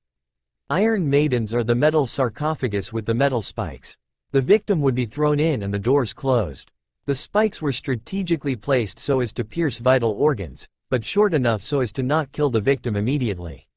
A breast ripper was meant only for women and is self-explanatory. The last, though, is a rather interesting device. This was a pear-shaped device, with the body of the pear made up of 4 metal leaves, joined by a hinge at its top, and a key or crank on one end. The pear was inserted into the vagina, anus or throat, usually depending on the nature of the crime committed. Turning the key opened the leaves, causing massive internal damage. The device was rarely fatal, but other methods of torture would usually follow. He could tell by the flesh and blood on the devices that they have been recently used. He said a quick prayer for the departed, before continuing on his way. When he reached the end, he came across a disturbing sight for most people. Naruto isn't included because he has seen far worse. It was men and women of varying age locked in cages as if they were animals. He could tell just by looking at them, that they had lost the will to live. He couldn't fault them since most couldn't have gone through the various tortures and live. He had to snort when he spied the locks. All it was a chain and lock that anyone could pick given time, but with the people broken as they were, there was no chance of someone trying anytime soon. He punched the chains off and allowed the doors to swing free. The people looked at him with confusion and some hope. "All right," he started, "get up. I've cleared the entrance and courtyard. So I want all of you to get the heck out of Dodge." No one moved at first, some still believing it's a trick. I said move. That got them going. As they ran out, they would give shouts of joy, sighs of relief, and various thanks. Naruto turned around and carried on with his trek through the mansion. He cleared the second floor with little trouble. There was a few guards, but most were out of it from too many drinks, indicated by the mugs lying around them. The third floor had actual alert guards, but were easily dealt with. When he arrived at the top floor, all he found was a long hallway with a set of double doors at the end. There was a single guard dozing off at the entrance. Naruto walked up to him, grabbed the man by the throat, and threw him through the doors. He landed on the desk causing it to break. Naruto looked around for anyone else, only to growl when there wasn't anyone there. He marched to the groaning thug and drew him up so as to talk face to face. Naruto gave a slap to get the mont's full attention. Wah. That was as far as he got before Naruto slapped him again. Listen, Naruto said lowly, I came here for one reason. To find and kill Gato. There's just one problem here. I don't see Gato. Now, unless you want to die a horrible, painful death, I suggest you tell me. The thug stuttered, only to receive another slap. He proceeded to tell all he knew of Gato's planned betrayal. Naruto nodded before grabbing a kunai and slitting the mont's throat. Seeing the unasked question in the dying mont's eyes, he elaborated. I said, if you told me, I wouldn't give you a painful ending. I never said anything about letting you go. Naruto ignored the body as it dropped to the floor and summoned a pair of clones. You know what to do. They nodded and went around searching for anything of value. Knowing the type of man Gato is, he knew that he'd keep his valuables close to him. With his clones carrying out their deed, he left towards the bridge. Enjoy these moments, Gato, because they will be your last. The bridge, when Naruto started his assault. Sayuri had quickly found herself on the defense. She had dashed forward in a surprise attack in the hopes of eliminating one or two of the three opponents. She could see that it had worked at first. What she didn't expect was for their recovery time. The demon brother with two horns had brought his clawed gauntlet up for a downward slash. She had jumped to the side, only to be on the receiving end of a jump kick. She skipped a few feet before coming to a stop. She looked up to see the two-horned demon brother making another slash. One she knew she couldn't dodge in time. She closed her eyes as a tear escaped. Sorry to-san, I failed. Looks like I'll be joining you. Clang. She snapped her eyes open to see Natsumi standing before her blocking the blow with a kunai. The other demon brother tried to get her while she was preoccupied, but had to abort his plan when a clawed hand broke through the ground and made a reach for him. The hell? He asked. Looking to the side, he sees another of the genin standing there with a notepad. She had just finished drawing something when he took notice of her. She turned the notepad around to show his cloak on fire and his gauntlet melting. He laughed at what she was doing in the middle of the battlefield, only to switch tunes when he noticed it was actually happening. His scream had everyone stop to look at what caused it. They see him trying to pull off his melting gauntlet and flaming coat. He succeeded, if barely. He had third-degree burns on his hand and major 2-degree burns on multiple parts of his body. When he looked back to the items he removed, he noticed that they were perfectly fine. Why you bitch? He yelled. He pulled out a kunai and jumped after Yakumo. Back with Natsumi and Sayuri, we find that they were now both on the defensive. Natsumi had used the initial surprise from her attack quite well, but she wasn't ready for a foe like one of the demon brothers. Even if she is a well-trained genin, that doesn't mean she has the strength, knowledge, or experience that the demon brother did. She was pushed back after he had recovered from his brother's screams. But she had accomplished what she needed to do. She had kept Sayuri from being killed and as a bonus, had gotten her back on her feet. The only thing that could make this worse, is if the fake hunter Nin had joined in on the fight. It was both a relief and troubling that the person had yet to join the fight. The demon brother had charged at both of them, gauntlet raised and a kunai in the other hand. Natsumi dodged the gauntlet and got under his guard for a strike to his torso, while Sayuri had deflected the kunai. She had learned her lesson. She couldn't match his strength, but she could redirect his strikes. They jumped back to see him holding his side with the kunai in it. He looked at it, then them and laughed. Haha, foolish girls. Did you think this could stop me? He said. He took off his cloak to show armor underneath. The girls cursed underneath their breath. Sayuri was thinking of any number of plans to defeat the demon brother, while Natsumi was examining him, looking for any possible weakness. Her eyes caught something and she smirked. She grabbed Sayuri and whispered in her ear. They locked eyes and nodded with smirks on their faces. Sayuri charged in first, closely followed by Natsumi. Gozu didn't like the looks on their faces and he didn't want to wait to see whatever plan they came up with. He ran through a set of hand signs and called out, Sweden. Ya no Kuchi, snake's mouth. A large amount of water came over the side of the bridge and formed into a snake's head. It opened its maw and charged at the two girls. This had forced them to separate. Gozu went after the closest girl, which was Sayuri. He was hovering over her before she could recover and made to pierce her with the gauntlet. She rolled to the side onto her back and lashed out with a kick that struck his bottom jaw. He staggered back a few feet holding his now sore jaw. He glared at her, but caught the sound of metal cutting through the air. He turned and dodged a few kunai and shuriken that were launched at him. He turned to find Natsumi 10 feet away from him with a kunai in a defensive grip. He growled and lunged at her. She blocked his blow by channeling chakra to her arm. He grunted from the effort, but was cut off guard when Sayuri jumped onto his back. Wah! He wasn't able to finish when Sayuri jammed a kunai into his rebreather. The girls backed off as the sound of him having trouble breathing filled the air. Eventually, he was brought to his knees and ripped off the mask. As he heaved for fresh air, the girls came and knocked him out with a decisive blow to his head. The next thing they knew, the other demon brother crashed onto his brother. They jumped and got into a defensive pose only to relax when Yakumo came up to them. Before they could ask, she held up a hand. He kept taking his sweet time to make a finishing blow when he could. He even monologued. Natsumi face-palmed at what she was told. Their celebration was cut short however, when a hail of senbon that seemed to be made of ice landed at their feet. They turned to see the forgotten foe hunter Nin with more senbon in hand. Impressive, they said. Their voice gave away that they were in fact female. However, I won't be so easy to defeat. She dashed at the girls at a speed that they have only seen in their senseis. It was going to be a difficult fight. On the other side of the bridge we find Yugo deadlocked with Amayuri. She was concentrating her lightning affinity through her sword so as to keep the fabled Kiba blades from cutting through. Amayuri was surprisingly grinning. She hadn't had such a fight in years.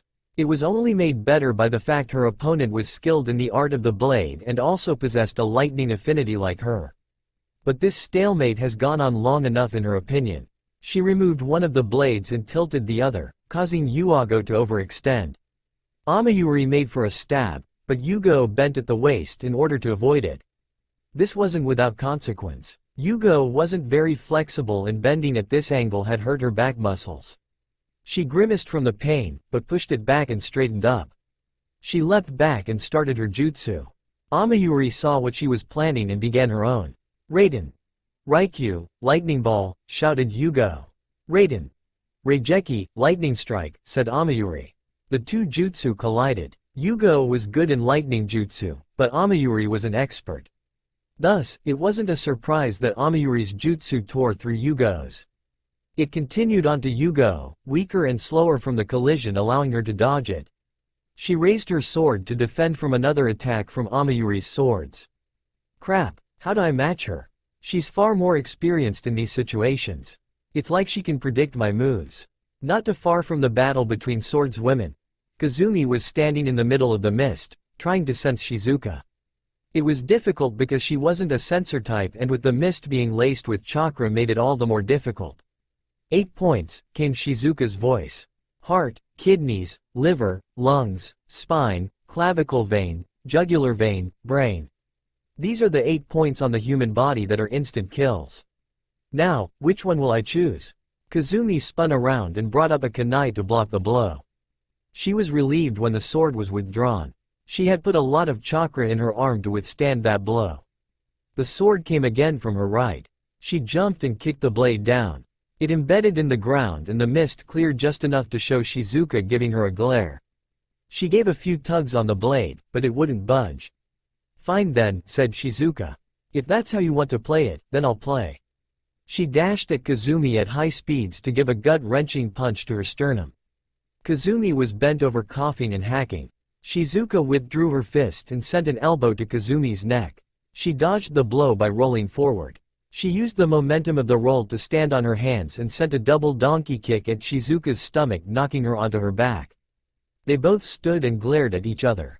Kazumi huffed a few times before reaching up and lifting her Hite 8 forehead protector to reveal a fully matured Sharingan eye. So you finally decided to take this seriously then? Good. Now show me what you got. Sharingan no Kazumi, Kazumi of the copy wheel eye. Sweden. Mizu Bushin, water clone, they both said. Each one had created 5 clones.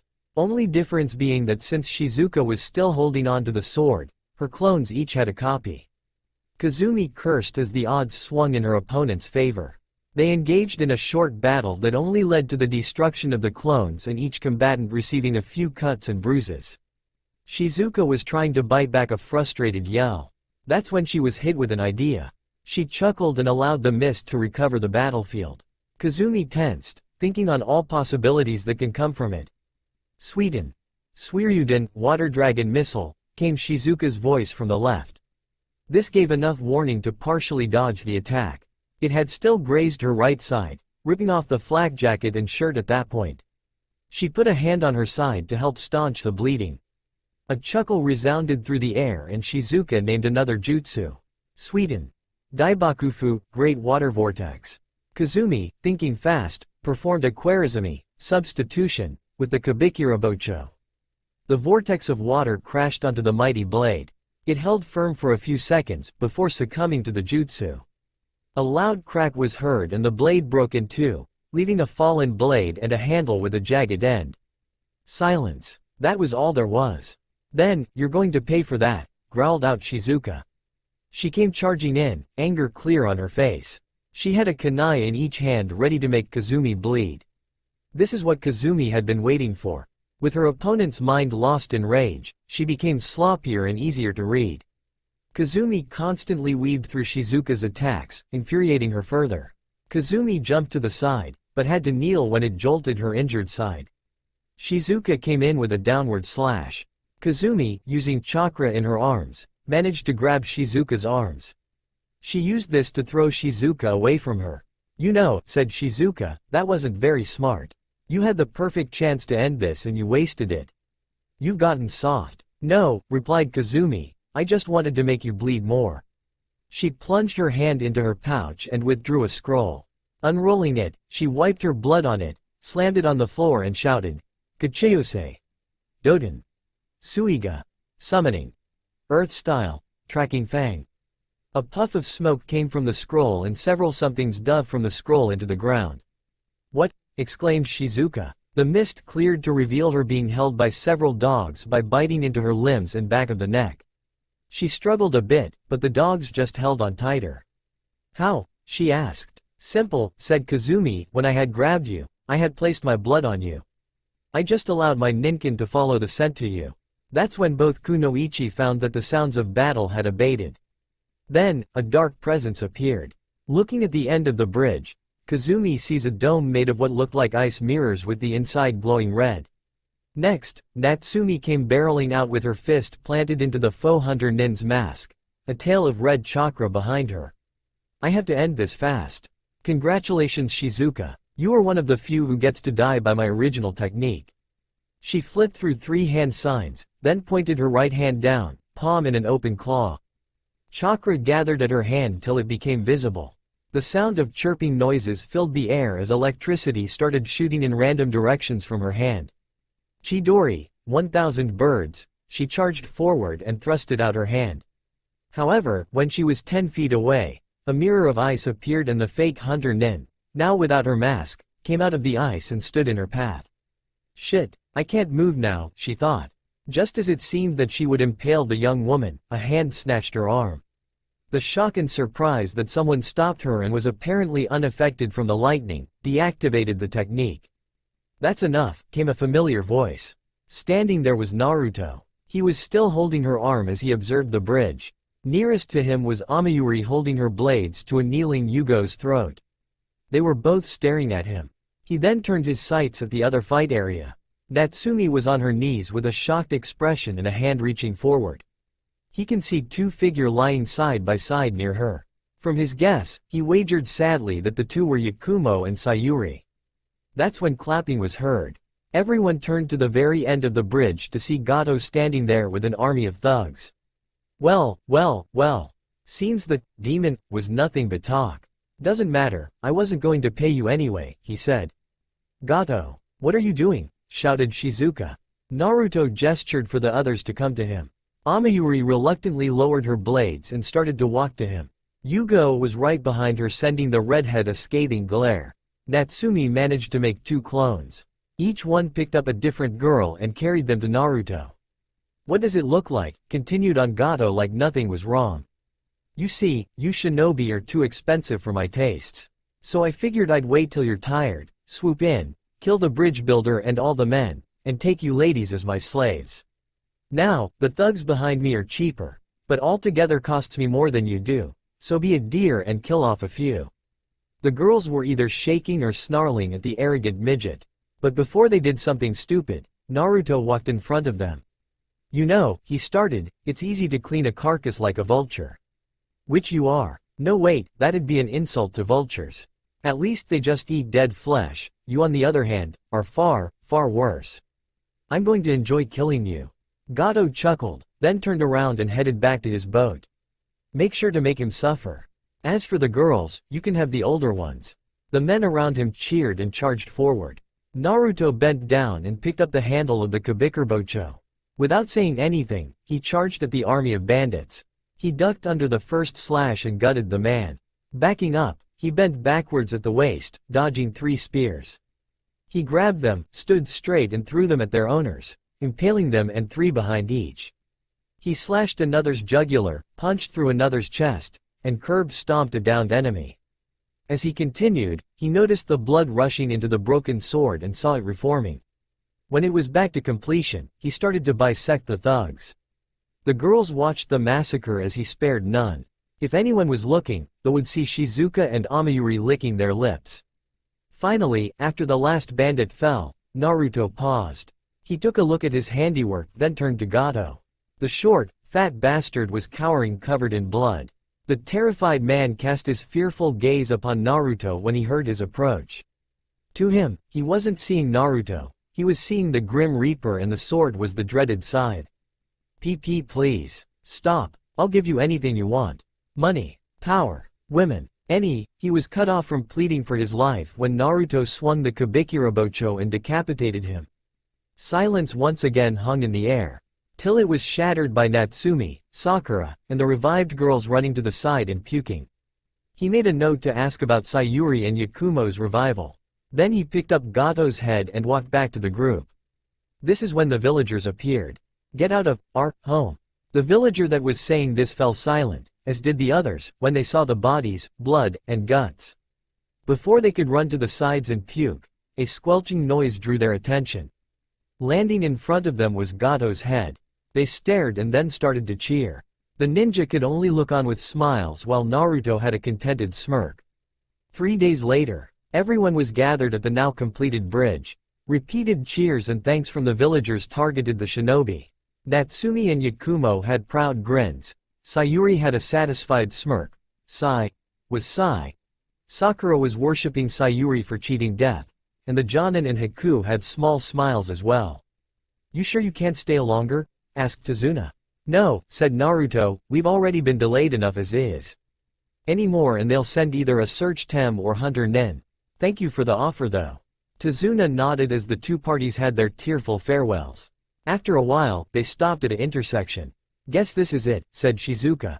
"We'll be heading back to Kiri. Most likely join the rebels and all that."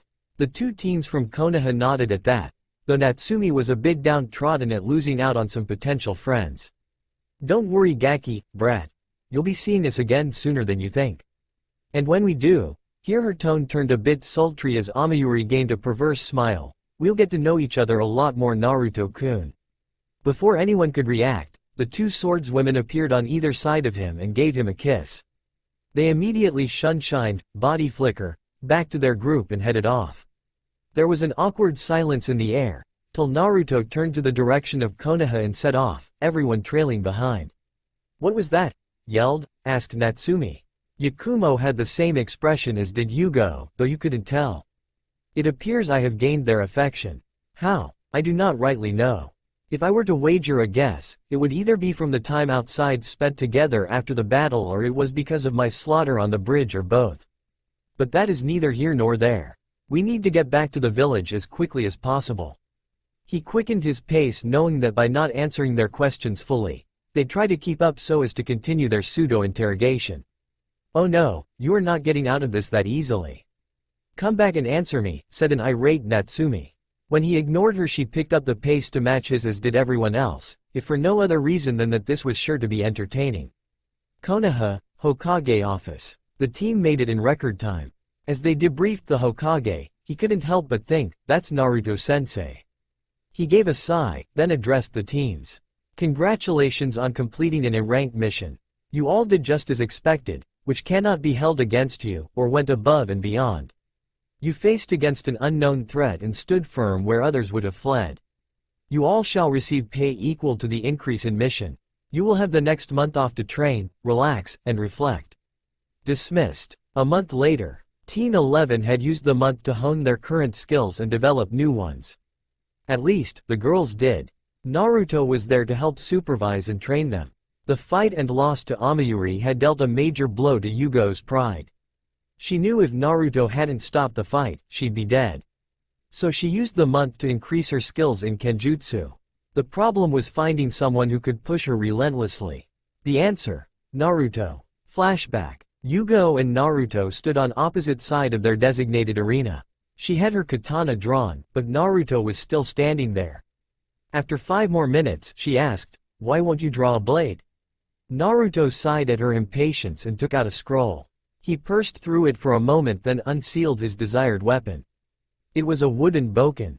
Then he placed his right hand behind his back.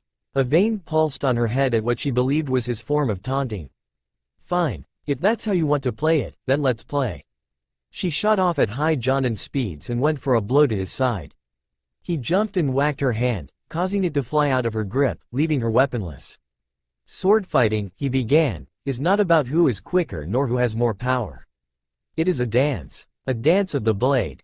And whosoever missteps first, will be the one to die.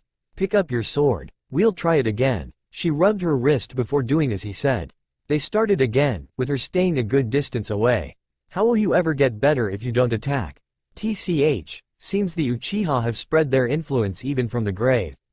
Before she could question what he meant, he took several steps in, allowing her to take a swing at him. He effortlessly dodged it and whacked her with the bokken again. In a dance, you want to lead it, not follow. By not taking the initiative, you allowed me to lead and I led you into my trap. Again, she decided to follow his advice and lead the fight.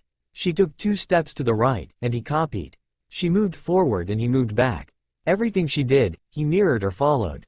Having enough, she charged forward. He made to slash and she bent to the side. She made to thrust and he deflected. To an ordinary onlooker, it seemed a fierce duel. But to Naruto, he was the same as he was at the beginning. "Come now," he said. "That can't be all there is to the famed Konoha Kenjutsu mistress." He dodged several blows as if it was nothing. Or, perhaps it is. You make up for your lack of teachings with speed, hoping to for swift takedown. But what happens when you run into someone who matches or outpaces you?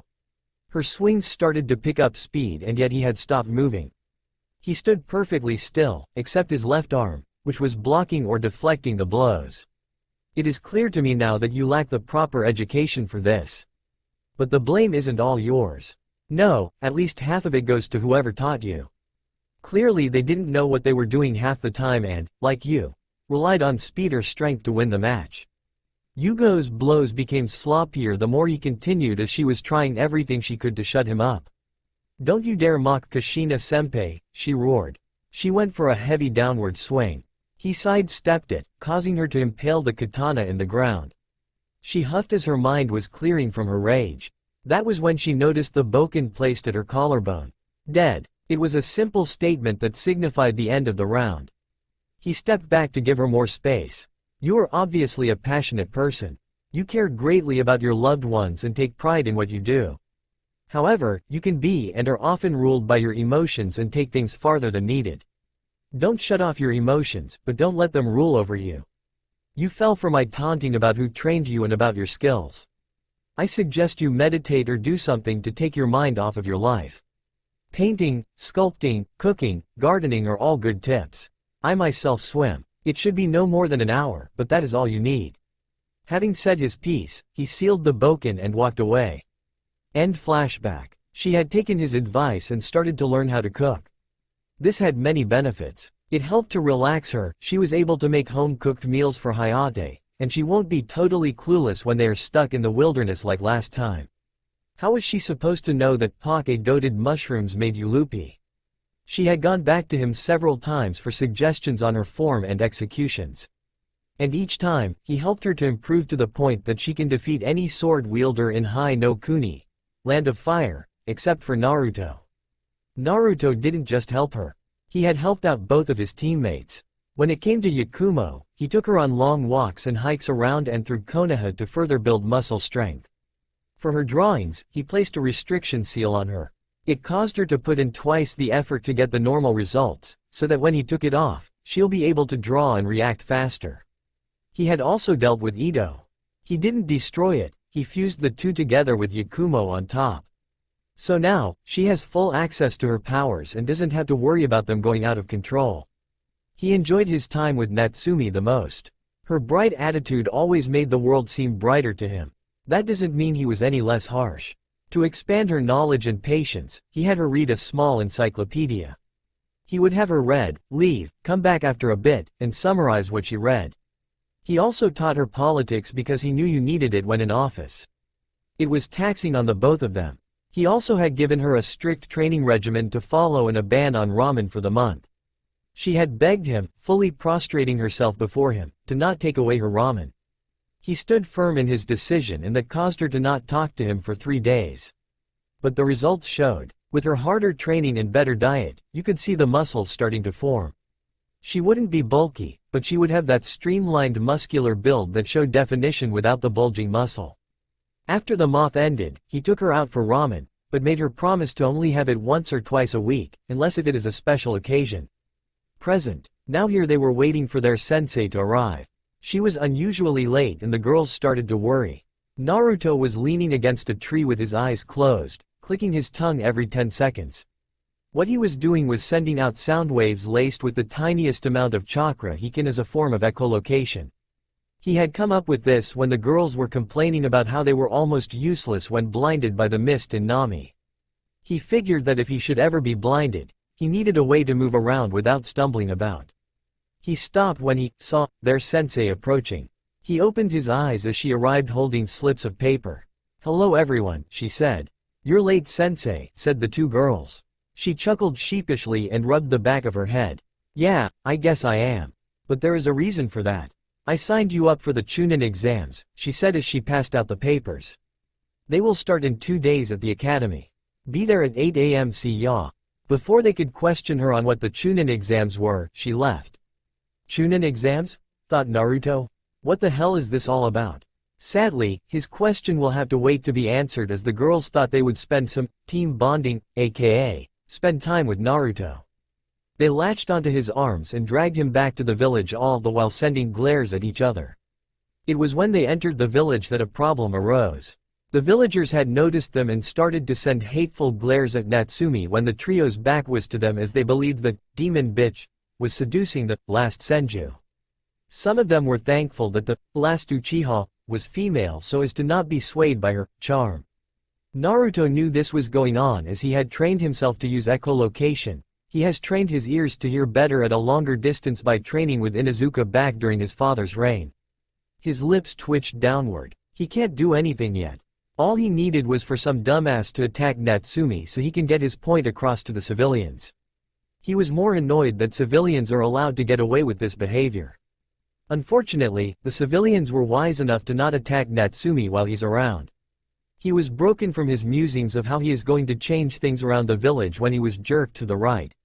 He looked down at Natsumi and Yakumo and sees them looking forward. Following their gaze, he sees a guy wearing a cat costume and wearing makeup holding a kid by the scruff of his shirt. Then he noticed a nice-looking girl with 4 ponytails telling the cat-themed guy to let the kid go. "Hold on, Tamari," Catman said. "I need to teach this punk a lesson." He raised his fist and made to strike when Natsumi and Yakumo rushed forward. "Hey!" yelled Natsumi, getting Catman's attention. "You better let him go." "Or what?" the masked VG Catman said. To prove his point, they made to strike the kid when a rock sailed from the trees and struck him in the side of the face, causing him to let the kid go, who proceeded to run off with his 2 friends that had been watching anxiously. "Who the hell threw that?" he yelled while holding his cheek. "I did," came a familiar voice to Team 11. Everyone looked up to the nearby tree to see Sayuri sitting there with a cocky smirk bouncing a rock in her hand. "Now, what are you going to do about it?" Catman growled at her and reached for the wrapped bundle on his back. Kankuru. You're using Crow? You know what will happen when she shows up, said the foreign blonde. The now revealed Kankuru turns to her. Don't worry Tamari, I'll be done before she shows. I gotta teach these tree huggers a lesson after all. He was stopped however when the area became bathed in light bloodlust. The girls staggered and went wide-eyed. They had this undeniable urge to turn tail and run. Naruto stood there, unaffected by it, and waited for this mysterious person to show themselves. Kankuru was the most affected as it was aimed at him. Kankuru, shut up or I'll kill you, came a gravel-sounded female voice. Meanwhile in Mizu no Kuni, a redhead woman with green eyes, supple lips, 4 bangs, long legs, and a sizable bust all wrapped up in a shoulderless dress, looked up. I wonder who is channeling me? She asked to no one. Back to the story. Jigia, said a trembling Kankuru. They all looked to the source of the voice to see a redhead girl with an emotionless face and uncaring eyes standing upside down from a tree branch next to Sayuri. She disappeared in a Suna Shunshin, sand flicker step, and appeared in front of the now named Kankuru and Tamari. I apologize if these two were causing trouble. We'll be on our way. She turned to leave with her now cowed partners when. Hold it, said Sayuri. Judging by your headbands, you're from Suna. So why are foreign shinobi here? This caused the trio to turn to face her and raise flags for Natsumi, Yakumo, and Sakura. Naruto was still eyeing them. Don't tell me you don't know, said Tamari. She sighed as she dug into her pocket and retrieved a slip of paper. We're here for the Chunin exams. Teams from all nations are coming, so you'll be seeing a lot more foreign shinobi. Sayuri and Sakura looked confused at what she said, but her explanation caused realization to dawn on Team 11. So, thought Naruto, the Chunin exams allow teams from different countries to come here. And from the name, it is a test for those who wish to become Chunin. I don't like this. There should be no reason for anyone to allow potential or actual enemy nin inside their village. What other stupid things have happened while I was gone? What is your name? Asked Gia, breaking Naruto from his thoughts. I am Sayuri Uchiha, was said with arrogance laced in it. I'm Natsumi Uzumaki, and I'm Yakumo Kurama, and we are the female members of Team 11, both said at the same time. Not you, Gia said, causing the girls to falter. Him, she finished pointing at Naruto. Seeing little harm in it, he answered. Naruto Senju, he said, not breaking from his stance. Gia perked up at the name while her teammates grew slightly worried at his proclamation. If he really was a Senju, then there was a possibility of him having a way to stop a Biju. Gia nodded and ushered for her teammates to follow. After they were left, Sayuri, and left, Sakura followed, and Natsumi and Yakumo continued on their day, Naruto being dragged by the two. 2 days later, Team 11 had entered the second story of the academy. They were greeted with the sight of a large number of Chunin hopefuls trying to enter a room marked 301. They were stopped by an older pair of Chunin. Naruto raised an eyebrow while sighing to himself. Standards have definitely dropped if they cannot detect a simple genjutsu. He placed his hands on his teammates' shoulders and guided them past the trap. When they entered the actual room, a large key slammed onto them. Natsumi and Yakumo went a little pale but otherwise fine while Naruto is again completely unaffected. Seeing his uncaring face caused quite a few teams to up their key until Naruto responded with 5% of his own. It caused everyone, besides his teammates, to imagine themselves dying multiple gruesome deaths by his hands. At least half of the room were throwing up and choking on air. Only the more experienced were able to hold themselves together. He scoffed and relented. After that, no one was willing to come close to his team and more importantly him. The door opened again and in walked all the contestants from the floor below. Naruto sighed again, knowing someone revealed it to them. Not long after that, Team 7 arrived with Sayuri being a bit banged up, but still had a cocky smirk. They noticed everyone was a bit on edge and assumed it was because they arrived. Except for Sai. As the Konoha rookie teams were catching up and causing a lot of noise, Naruto noticed a silver-haired genin approaching them. Hey, he called out, you guys should really tone it down. A lot of people here are already on edge and you do not want their attention on you. His statement caused them to stop their conversation and take a look at the room. Most of the rookies shied away from the killing intent while the more experienced were able to put up a tough face. Oh yeah? And who the hell are you? asked Kiba to the silver-haired genin. My apologies, he said. My name is Kabuto and I am what you can call an expert in these exams. This will be my 7th try. While the rookies were either mocking him or feeling sorry for him, Naruto gave his full attention. I would say that the reason for that many tries would be because of the difficulty of the exams. But, from what I have viewed of today's ninja, that is a lie. So, he's either weaker than normal or he has a second adjective. Well, at least I learned something from my failures, Kabuto said. He reached into a separate kunai pouch and withdrew a stack of cards. These here are my ninfo cards. They have the stats of everyone in this room, even you guys. This had caught the full attention of Sayuri as she turned to him. Everyone you say? She asked. Kabuto nodded with an almost unnoticeable smirk that only Naruto caught. Tell me of Rock Lee of Konoha, Gia of Suna, and Naruto Senju of Konoha. Her proclamation, which she had made sure was loud enough for everyone to hear, had drawn everyone's attention. Many started to whisper on whether or not he was a Senju and if he is, that they needed to alert their Jonin. Oh, pouted Kabuto, you know their names. That takes all the fun out of it. He drew the first card and twirled it a bit while channeling chakra into it. Okay, first up is Rock Lee of the Leaf. Says here that his teammates are Tenten and Neji Hyuga. They have completed 46 D ranks, 10 C ranks, and 1 B rank mission. He has a disability that prevents the use of chakra, but more than makes up for it with his skills in taijutsu. All in all, keep your distance. Next is Gia of Suna. Her teammates are her siblings, Konkaru the Puppeteer and Tamari the Windmistress.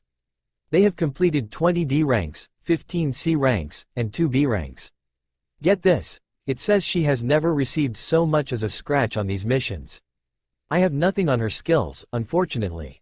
Approach with caution. This had made a lot of the genin wary of Gia, who was still impassive. Last is Naruto Senju, also known as the Last Senju. His teammates are Natsumi Uzumaki and Yakumo Kurama. They have completed 15 D ranks, and AC turned a rank mission. He single-handedly slaughtered over 400 bandits when he broke into the mansion of Gato Industries and at the now-named Great Naruto Bridge, and he didn't get a scratch as well. His nin, he stopped when the card disappeared from his hand. They all looked around for it, only to find Naruto holding the card. Without blinking he tore the card to pieces and scattered them. You were saying? He asked. Kabuto let out a nervous chuckle. But before he could answer, a plume of smoke erupted at the side with the blackboard. Everyone, once again, turned to see about 20 Chunin and what they assumed to be this exam's proctor. He was an intimidating man, standing at 6 feet 3. He towered over almost everyone in the room. He wore a black bandana, combat boots, a long trench coat, black pants and a dark gray jacket underneath the trench coat. Alright, sit down and shut up. The first exam has begun. The Chunin hopefuls, having already been scared by Naruto, quickly followed orders. Okay, listen up and listen well, because I'm only saying this once. My name is Ibiki Morino and I'm your proctor. The first test is a written exam. There are 10 questions, though the paper only has 9. I will get to that in a moment. There is a point system. 10 questions, 10 points. If you answer wrong on a question, that'll be 1 point off. There is to be no cheating. Every time you get caught, that'll be 2 points. Get caught 5 times and you and your team are out. A lot of people started to protest over this. I said shut up, he yelled, silencing all protests. Now, as many of you have just asked, this is a team effort. That means one of you fails, you all fail. Got me? And if one of you can't answer a single question, then you're all out. We have highly skilled Chunin along the walls watching you, so we'll know if you cheat. Now, start. The room was filled with the sound of rustling paper as the contestants flipped their papers. It was filled with the sound of scribbling. Naruto sat there with a finished sheet, deep in thought. This is odd. What's the meaning of the point system? These questions are considerably hard for today's genin, so most cannot hope to correctly answer these. But, it's what he said about cheating that's off. In any situation, if caught cheating, it's over. So why give that many chances? Unless, he wants us to cheat. That's his game. He wants to see if we can cheat without being caught. Breaking from his thoughts, he looked around the room to see that others have already figured it out and were cheating in their own ways. He turned to his teammates to see how they were faring. Yakumo seemed to be doing alright. She had used one of her realistic genjutsu to hide the fact she had walked to someone that had finished and swapped their papers. But Natsumi was struggling. She seemed to be having a difficult time of it. He knew she would as soon as the test was revealed to be a written exam. She had actually shown a surprising intelligence when it came to the battlefield, but outside of that, she was below average mentality. He sighed as he got up, walked over to her, swapped their papers, and sat back down. Everyone looked at him. That can only be counted as cheating, once for me and once for her. He quickly answered the sheet again as Natsumi beamed at him. No one else is allowed to do that, yelled Ibiki, stopping the teams that were starting to get up. As the time went on, the Chunin started to call out random genin by numbers to leave. By the time the test was almost up, a quarter still remained. Pencils down, Ibiki said. Okay, time for the final question. But there are more rules that come with this. The first rule is that you have the option of whether or not you want to take the final question. However, if you choose not to take it, then you automatically fail. The room erupted in yells of rage at the bullshit he was pulling. He unleashed some of his ki to quiet everyone. You didn't let me finish. If you choose to take the question and fail, you will never be able to become Chunin. The room once again erupted into chaos. They screamed about how he couldn't do this. The entire time, Naruto sat there with a knowing smile. I can and will be able to do this. I even received permission from your respective cages. The room quieted at this. One by one, various genin raised their hands. Teams were leaving left and right. Naruto was content to see how long this would continue till he noticed out of the corner of his eye that Natsumi was raising her hand, slowly and wavering the entire way, but surely. He turned to her and caught her eye. He shook his head, telling her silently to lower her hand. Her face contorted as she was having an internal debate on whether or not she should raise her hand, but decided against it. Seeing the dead last lower her hand gave resolve to the other Konoha rookies who steeled themselves. Noticing that the Leaf teams were staying, the other teams decided to stay as well. When Ibiki saw this, he gave an unnoticeable smirk. 27 teams. Anko's going to chew my ass over this. But it seems no one else is going to move. Time to end this. For all of you who remained, you pass. There was silence, then the expected spewing of questions that is really common in this exam. Now most of you are wondering what the point of this was.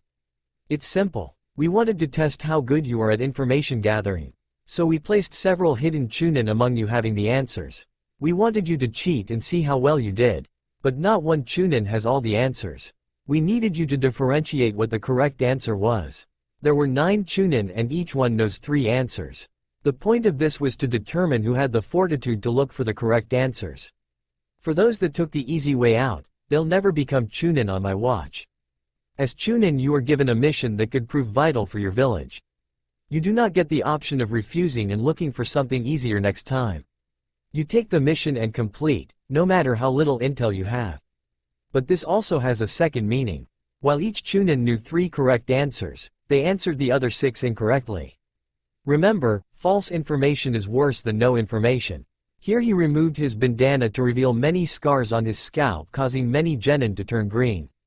This is what happens when you rush in blindly with false information. But there will be times where you have to act on the intel you have, no matter the consequences. But those missions are few and far between. He placed the bandana back on. Your next proctor will Ari. He was cut off when a bundle smashed through the nearby window. A puff of smoke concealed the intruder. There was the thud of kunai impaling the walls. As the smoke cleared, a large banner was seen and a woman in front of it. She was wearing a very provocative outfit. She was wearing a short mini skirt, combat boots, a mesh shirt that did nothing to hide her figure, arm and shin guards, and a tan trench coat. She had brown, pupilless eyes and purple hair in a pineapple fashion. Alright, listen up kiddies, she yelled. I am your second proctor, the Y and single Anko Midarashi.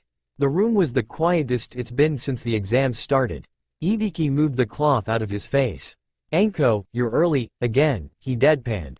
She had the decency to rub the back of her head at what he said. Then she took notice of how many genin remained. Ibiki, are you getting soft? There are still 27 teams left. We have a good bunch this year, Anko. Well, it won't matter soon. Because my test will be sure to cut this number by at least half. This had a lot of the Chunin hopefuls to shift nervously. Alright you lot, Meet me at training grounds 44 in 10 minutes or you're out. She left in a shunshin as the genin ran out as fast as they could. 10 minutes later found everyone outside of a gated forest. Welcome Gakis to training ground 44, otherwise known as the Forest of Death. Welcome to training ground 44, otherwise known as the Forest of Death, said Anko. Most of the genin were filled with a sense of shock, awe, and fear. Shock and awe from the area being an actual forest and how big the trees were. Fear from the name. Nothing gets a name like that without a reason. Okay, listen up, continued Anko. You'll be going in here to make it to the tower located at the middle. You will have 5 days to avoid the wildlife and any opposing team. This is do or die people. Oh, and before I forget, she pauses to reach into her coat and retrieves 2 different scrolls. These are your objectives. Each team will receive one and your goal is to get the other one and make it to the tower. The Heaven and Earth Scrolls. Memorize them. She quickly stashed the scrolls away. Be warned, you are not allowed to open the scrolls before you reach the tower. If you do, then, well, it won't be pleasant. Now I need you to fill out a flyer that states that should you die, the village and more importantly me won't be held accountable. She had the flyers passed out and signed in 5 minutes. Alright, head to the booth and get your team's scroll and your gate number. All teams complied to what she said. When all had their scrolls and stood before their respective gates, the speakers went off. Okay, the exam will start momentarily. A word of advice, don't die. The alarm buzzed and the exam started. Everyone rushed into the forest, some having formulated their strategies, others having picked out specific targets and others having not a clue. Team 11 were jumping along the branches at a slower than average pace per Naruto's orders. He figured with how ninja are in this time that most if not all take things at face value. The plan was simple, act weaker than normal. This was more difficult because of what was told of his slaughter. So he traveled at the front of the group at a large distance and make it obvious that one of the girls was carrying the scroll. Any opposing team will take the bait and attack the girls. Sure enough, 30 minutes in, the girls were assaulted by a hail of kunai. Playing their parts well, they let themselves get cut a few times and acted startled and fearful. 3 ninja from Kusa, grass, appeared. Well, would you look at that, the apparent leader said. 2 weak tree huggers lost without their leader. I bet he left you behind because you are so weak.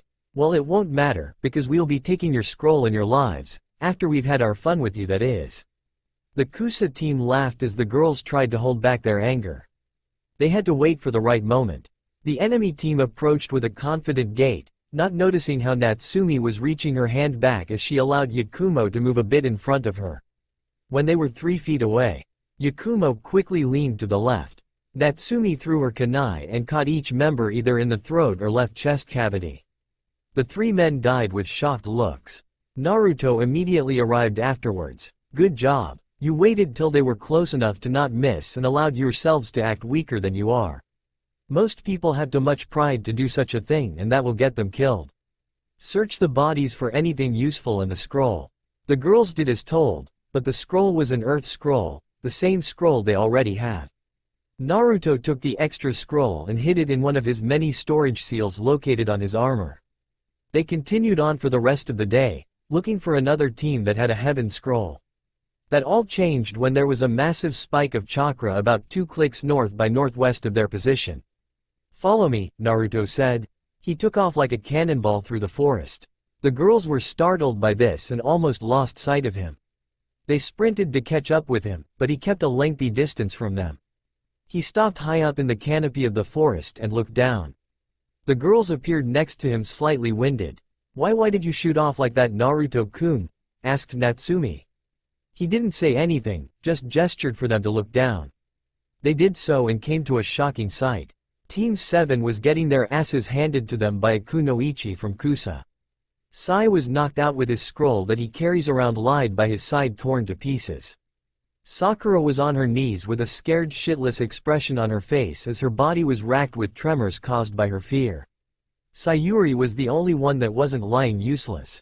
She was fighting, and failing, the Kusa kunoichi. But that seemed to change when she activated her Sharingan. My. So this is the legendary bloodline of the Uchiha. The fabled Sharingan, the woman said. Now, she licked her lips, show me its power. She launched forward to deliver a strike to the sternum, but Sayuri smirked and seemed to vanish. She appeared underneath the woman and gave a rising kick to her stomach. She followed it up by jumping to meet the woman in the air and punched her in the jaw. This sent the woman flying into a nearby tree. She slumped to the branch beneath her. As she started to rise, Sayuri appeared in a flourish and launched some shuriken at her. The woman jumped through the middle of the shuriken barrage and stood up with a confident smirk. It was wiped off her face when the shuriken came back and circled her. She came to the realization that they had ninja wire in the holes in the middle. They quickly snapped together and bound her where she stood. She struggled a bit, causing Sayuri to smirk. She went through a set of hand signs. Kaden. Hausenka, mythical fire phoenix, she called. Flames erupted from her mouth and landed on the wires. They quickly traveled down the length and lit aflame the struggling woman. The woman let out a howl of pain as the fire consumed her. Slowly she slumped to the ground as the fire continued its work. Sayuri breathed a sigh of relief. Natsumi and Yakumo went to ask Naruto why he dragged them here if there wasn't anything big, but stopped when the area was filled with a mad chuckle. Slowly, a figure seemed to melt from the tree.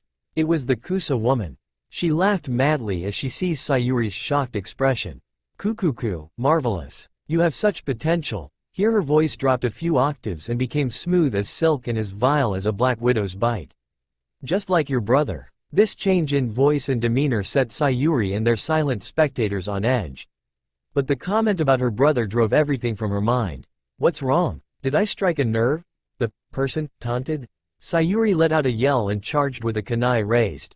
This person chuckled, grabbed her arm, and threw her at the tree where she hit with a resounding thud. She trembled from the pain that it invoked as she struggled to stand. Such resolve, the person continued. But you're nowhere near the level Itachi is. This drove her further over the edge. Ignoring the pain, she stood as straight as she could. She went through the Uchiha signature jutsu's hand signs. Kaden. Gokakyu, great fireball, she yelled. The fire raced towards her target with above Chunin level speed. The person just swatted it away as if it were a fly. Who are you? How do you know Itachi? She all but screamed. Kukuku, I guess I've had my fill for now. The person reached up and grabbed the damaged skin of their face and peeled it back to reveal stark white skin, yellow, snake-like eyes with what looked like purple eyeshadow that stretched past the tear duct down the nose, long black hair, and 2 earrings of some kind of symbol. I am Orochimaru of the Densetsu no Sannin. The girls were shocked at this revelation, but Naruto narrowed his eyes. Yes, he knew all about the infamous traitor of the leaf. He also knew of his experiments. What he wanted to know was why the man was here. Alas, our time grows short. I can already feel my failure of an apprentice making her way here. But before I go, he trailed off.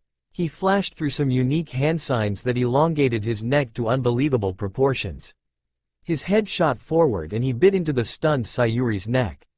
She gave a howl of pain as what appeared to be 3 tomo in a circular formation appeared. When you realize that your power and hate are insufficient, you will find me. Enjoy my little present. That is, if you survive. Kukuku. With those final words, he sank into the foliage and disappeared.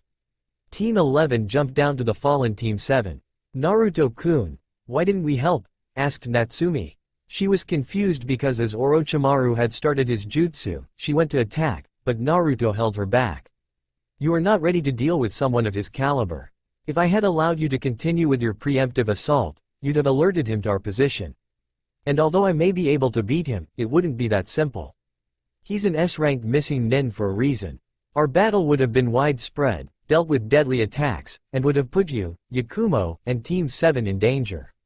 I would be defocused on your safety and the results would be the same. He would have accomplished what he set out to do and still gotten away, he said. Natsumi looked down at what he said. She knew it was true, but that doesn't mean she has to like it. Now, Natsumi, pick up Sai. Yakumo pick up Sakura, and I'll carry Sayuri.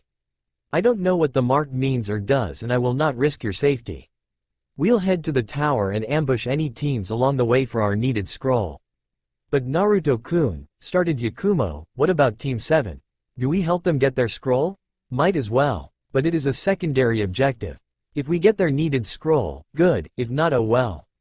It is not our concern if they pass. What is that we do and that we get this mark on Sayuri-san checked out. The girls nodded at his reasoning and they continued their journey to the tower. Along the way, they ran into a few teams. One from Kumo, two from Kusa, one from Iwa, and three Konoha teams that thought they were easy pickings.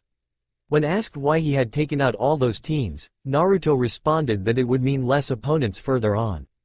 After 1.5 days of travel like this, they reached the tower. They entered and dropped Team 7 on the floor. They had yet to awaken this entire time and Natsumi and Yakumo were tired from carrying them. Sakura shot up immediately. "Hey, why'd you drop me? Next time you better put me down carefully or else."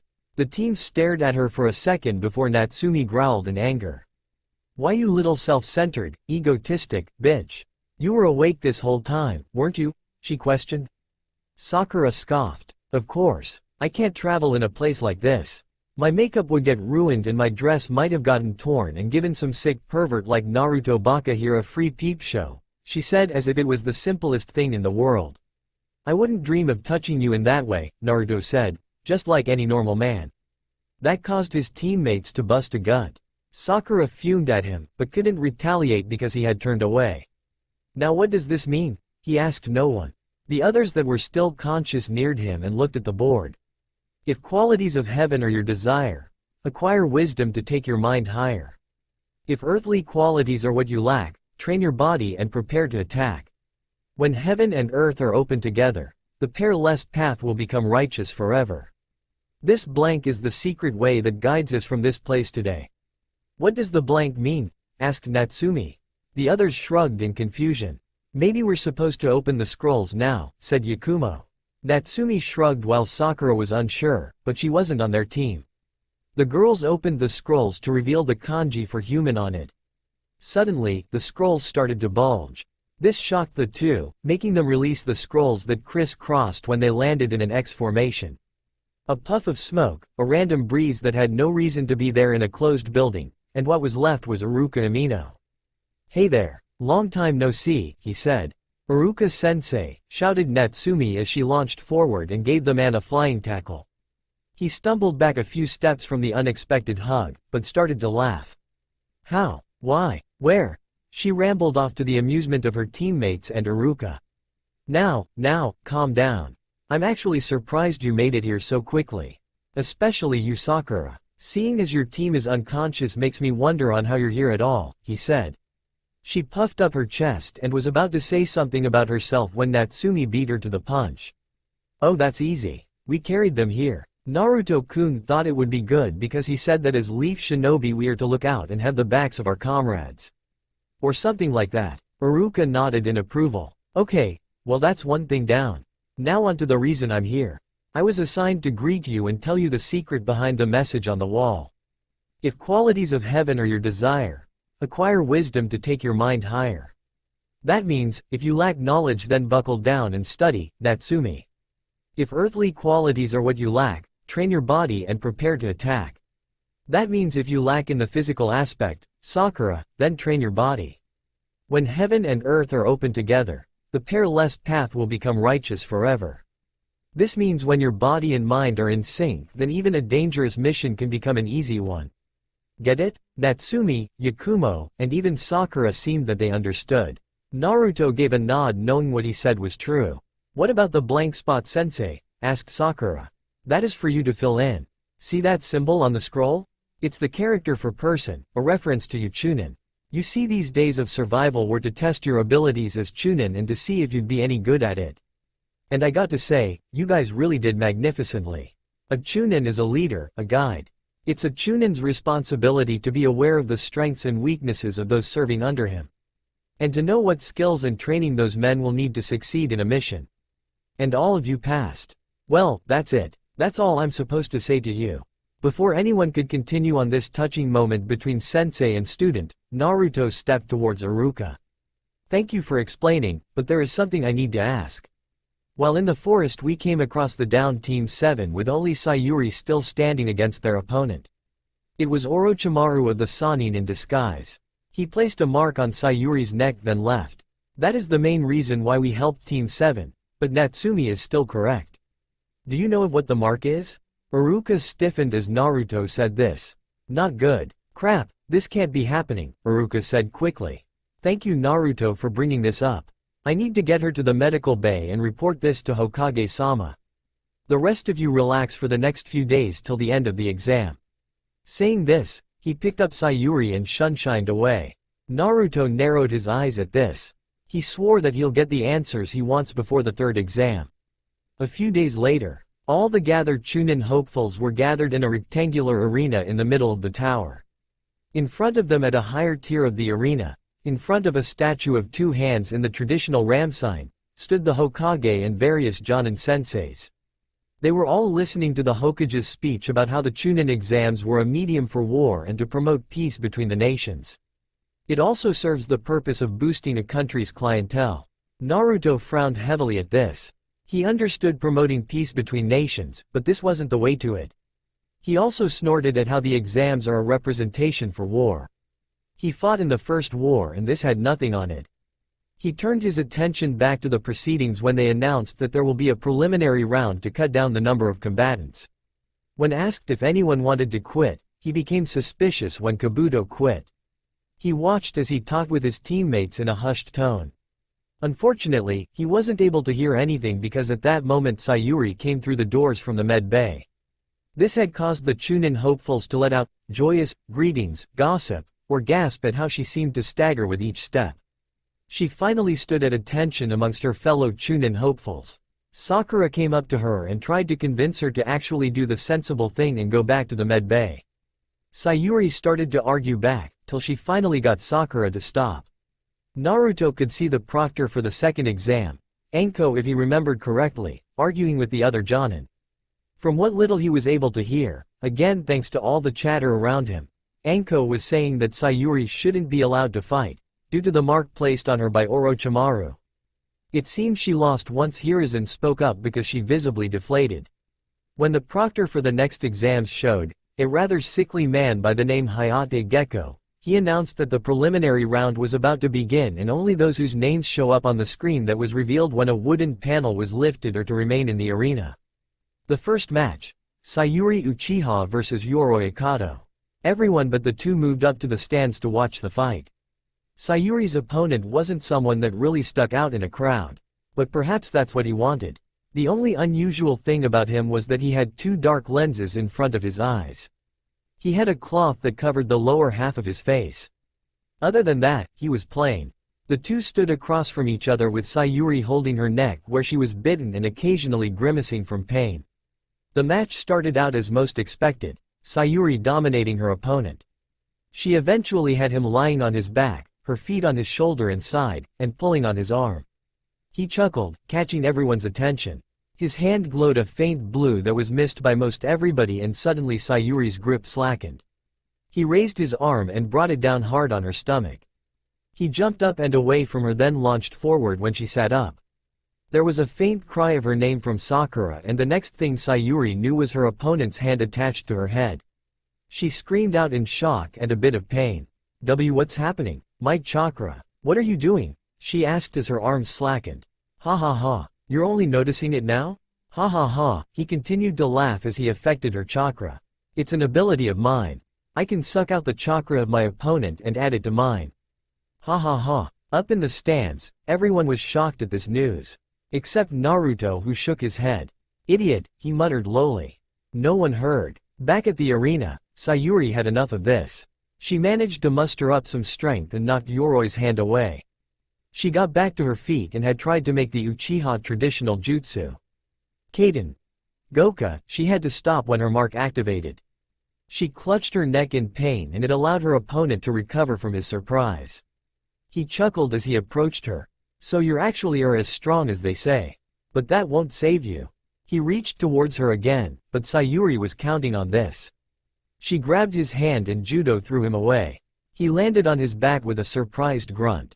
Sayuri attempted to use her jutsu this time and managed to succeed. Kaden. Gokakyu, great fireball, she spewed forth the flames. This caught the surprise of the various Jonin senseis knowing how painful it must be with curse mark. The sound Jonin smirked as the curse mark slowly started to spread. Reinvigorated from the power the curse mark gave her, Sayuri attacked Yoroi. She did the same moves as someone known as Rock Lee had used on her earlier, before the exams. Naruto only knew this because he heard it from the horse's mouth, aka Lee complying on the unyouthfulness of the Sharingan and Sayuri for using it to copy his hard-earned work. Sayuri finished with what she dubbed as Lion's Barrage, and knocked out her opponent. The proctor called it in her favor and Kazumi appeared behind her and sunshined away. Everyone turned to the screen to find out who would face off next. Throughout the entire preliminaries, Naruto was staring at the fights with nothing but disgust. These genin think that they're ready for Chunin? Pitiful. None of them, not one of them, except Natsumi and Yakumo, are ready for a promotion. If this is what the standards are today, then it's a wonder how any hidden village is still standing. Maintain the peace, prepare for war. Attack only if attacked. Words of conduct by Tu-san and Ka-san. I may have to take the hat if just to bring us back to standards, my standards. What made him think as such was the pitiful performance by the others. The next fight was between Zaku Abumi and Hotaru Aburame. It was one of the few fights that showed at least some promise. Zaku had air tubes implanted in his arms that allowed him to blow out concentrated airwaves. Deadly if trained properly and up close. Hotaru had used her logical mind and was able to plug the airways with her insects, Kakaichu, and this had the rather gory side effect of air popping holes in one arm to escape and completely blowing off the other. Then was the fight between Masumi Tsurugi and Kankuro. Masumi had a jutsu that enabled him to use his body as if he didn't have any bones. When he snapped the neck of Kankuro, it was revealed that he was a puppet. Which should have been obvious because Suna has always been known for its puppeteers. Kakuro won the match when he had his puppet, dubbed Crow, snap the bones in his opponent's body. Now this next particular match got Naruto's blood boiling. It was Sakura versus Ino. They were so pathetic that it wasn't even funny. They ended up knocking each other with a single blow. He had to grit his teeth because he was ashamed at this. He knew that every shinobi and kunoichi represents their village and fellow ninja. For them to be this pathetic really put Konoha in a bad light. The fight between Temari and Tenten made him sneer. When it was revealed that her opponent was a wind user, a type disadvantage to Tenten, she stuck with throwing weapons. It was a no-brainer. Her defeat was expected and he showed no remorse over it, going so far as giving a nod of slight respect to the Suna kunoichi, which caused her to blush and hurry along and earned him disapproving looks. The sixth match actually made him pay attention. It wasn't filled with flashy jutsu, fancy moves, or a lot of taunting. No, this was an actual match. At least to him. It was Shika Nara versus Kin Tsuchi. Kin had thrown Senbon around her opponent into the opposing wall. Nothing happened at first till a faint bell ringing was heard. Shika had become disoriented and threw up some bile. Unfortunately, Kin ruined it by revealing her technique to everyone. Shika, using her clan's infamous intelligence, had come up with a counter plan. She entrapped Kin in her shadow and made her bend back fast enough for Kin to hit her head on a wall and knock herself out. Now that we are back up to speed, let's continue the story. The screen selected the next combatants. Natsumi Uzumaki versus Kiba Inuzuka. "Aru," howled the Inuzuka. "Yeah boy, we got an easy victory." He jumped down to the Aaron as if to prove something. Natsumi scowled, but then changed it to a grin. This was her chance to beat to a bloody pulp one her academy bullies that also tried to ally harass her on more than one occasion. "Hey Natsumi-chan," said Kiba, "don't worry, I'll go easy on you. Then after I show you that I really am the alpha, you'll have no choice but to be mine." Did she say beat to a bloody pulp? She meant a cruel, slow, agonizing death by castration. Or she lets him live as a woman. The match started with Kiba trying to goad her. But he ended up going on about himself. This allowed Natsumi to rush him and punch him in the nose, knocking him flat on his ass. As Kiba tired to recover, Natsumi descended on him with a flurry of punches and kicks, at least a fifth of them hitting him in the crotch. The proctor called the match when Kiba declared in high-pitched voice his surrender. The eighth match is to be Yakumo versus Neji Hyuga. The Jonin started to mutter about how they pity the girl. Naruto snorted. They weren't even close to knowing how skilled Yakumo is. Still, he was slightly worried for her. Neji had a track record of having a high amount of hatred for the main family in the Hyugas and was prone to release it on the closest individual. He also was known to beat his opponents to the point that he ended several genins' careers before they had even begun. He will step in if he saw it come to that. The two stood across from each other. Surrender Yakumo-san, for fate has decreed that I will win, said Neji. Yakumo didn't say anything, just took out her pad and drawing pencil. Very well, then. You have made your choice, he said as he slid into the Jukin, gentle fist, stance. The match started as Neji raced at her with mid-chunin speeds. He struck at her tenketsu, chakra points, disabling her swift and fast. The proctor was about to call the match when the sound of glass breaking was heard. Yakumo shattered into many fragments that then became dust. Everyone blinked or gasped. Neji stood there dumbfounded. Yakumo rose from the ground like a certain plantman. Then another Yakumo melded from the wall. Another and another showed up till he was completely surrounded. What? He cursed himself for stuttering. You don't understand? Questioned one Yakumo. Then I will explain, another continued. You are trapped in my world, Neji-san, the first one said. I control what happens. I will torture you till you give. You will not win. For now, I am Kami. At a random location, Itachi Uchiha suddenly looked up from his nail polishing, making it run on his hands. I feel as though someone has stolen my thing, he thought. He then noticed what he just did. A twitch formed in his eyebrow. Whoever you are, I will find you, and I will kill you for this. His eyes transformed to their Mangekyo state. Itachi, came the voice of his partner, Kisame Hoshigaki, the monster of the hidden mist. We're out of food and the Pocky is all gone. Kisame, we have a vital mission that we need to accomplish. We cannot fail, he said with the utmost seriousness. What is it? A bandit camp we need to take care of? Some missing nen? More important, we need to make a trip to the store. Kisame face vaulted. I will write a list of what we need. We leave in 20 minutes. I will deal with whoever ripped me off later. For now, I must retrieve my precious Pocky. Back to the exams. Neji panicked and it showed on his face. He had tried activating his Byakugan, White Eye, but nothing happened. He started to spin and release chakra from all his tenketsu. Kaiten, palms revolving heaven, he yelled. A dome of chakra erupted out and caught Yakumo flat-footed. She was caught in it and flung against one of the walls and slumped to the floor. Neji panted from the waste of chakra. Then he realized his mistake. He quickly became enraged and moved in on the struggling to rise Yakumo. You bitch, you caused me to reveal one of my aces.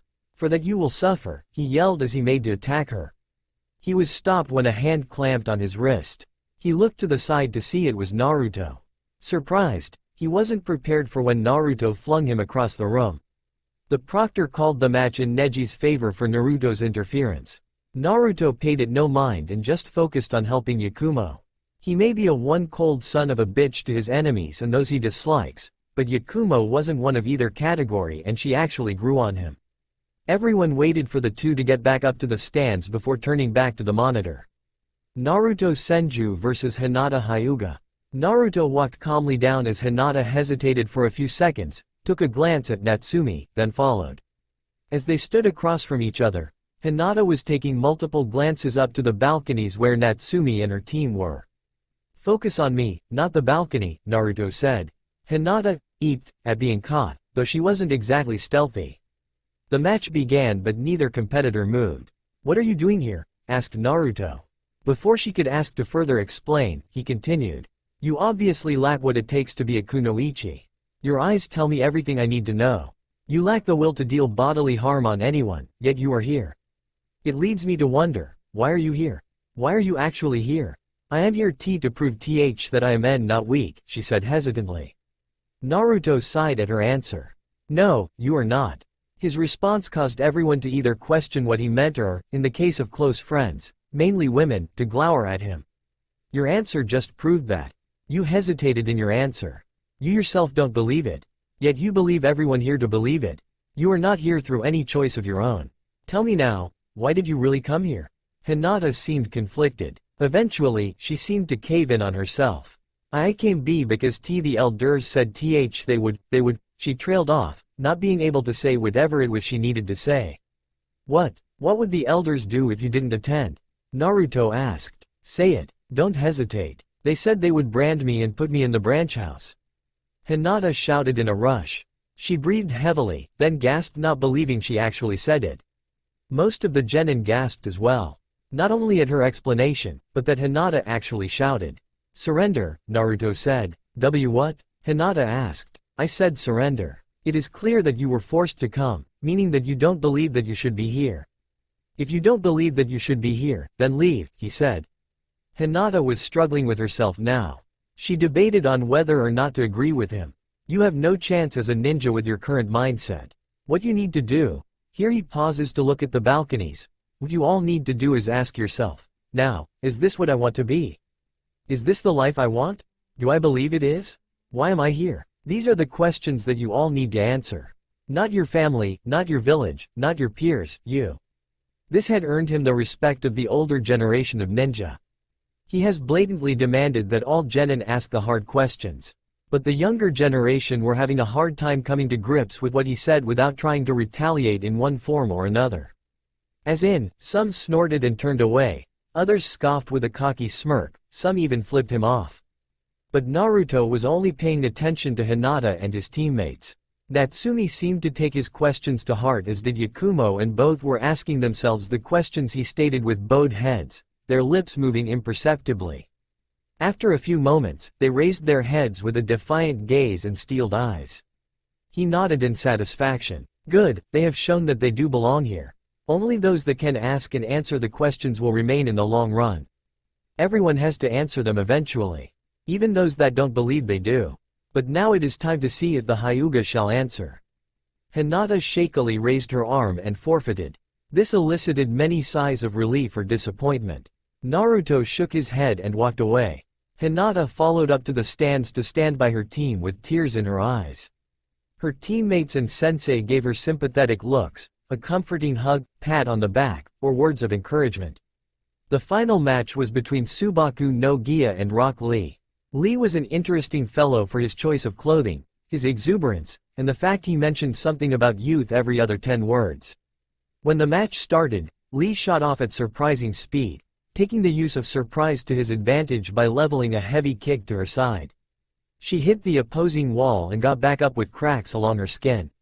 As it turns out, she had a layer of sand that covered her skin for extra protection. Unfortunately, this had awoken her bloodlust as she tried everything in her power to kill him. Lee ended up being forced to remove his weights, then reveal his final trump card, the hidden gates. Lee had her on the ropes, but his body couldn't withstand the sheer power that flooded it with the activated gates. He ended up being caught and having his left limbs crushed. He was saved by the timely arrival of his sensei. Gia was announced the winner. The last fight was between Choji Akamichi, heir to the Akamichi clan, and the last sound nin, Dosu Kinuta. Naruto was slightly embarrassed that Choji only went down to fight because he was promised food. Then he starts off with what was probably his trump card, the Nakuden Sensha, human bullet tank. Obviously, his opponent was prepared for this technique. Dosu used the metal gauntlet on his arm to use sound waves against the Akamichi heir. Most thought Choji was unaffected by it, but Naruto knew better. The Nakuden Sensha inflated the body of the user to epic proportions and sucked the limbs into itself. What this did was create a ballooning effect. With the body now being mostly chakra and air, the sound waves would bounce back and forth inside Choji's body, making it even worse for him. It showed when Choji rolled into a wall and came out unconscious. After said fight, all winners of the matches were called down to the arena floor to find out who will be their opponent for the finals. They each drew a number from a box carried by Anko. The number would signify who they would fight in the third exams. The matches are as follows: Natsumi Uzumaki vs Neji Hyuga, Subaku no Gia vs Sayuri Uchiha, Hotaru Aburame vs Subaku no Kankuru, Shikanara vs Subaku no Tamari, Naruto vs Dosu Kinuta. Everyone was told to train for the last exam in 1 month. As they left, everyone knew that in 1 month, possibly everything will change. That's all for now. If you enjoy it, then please like, share and do comments.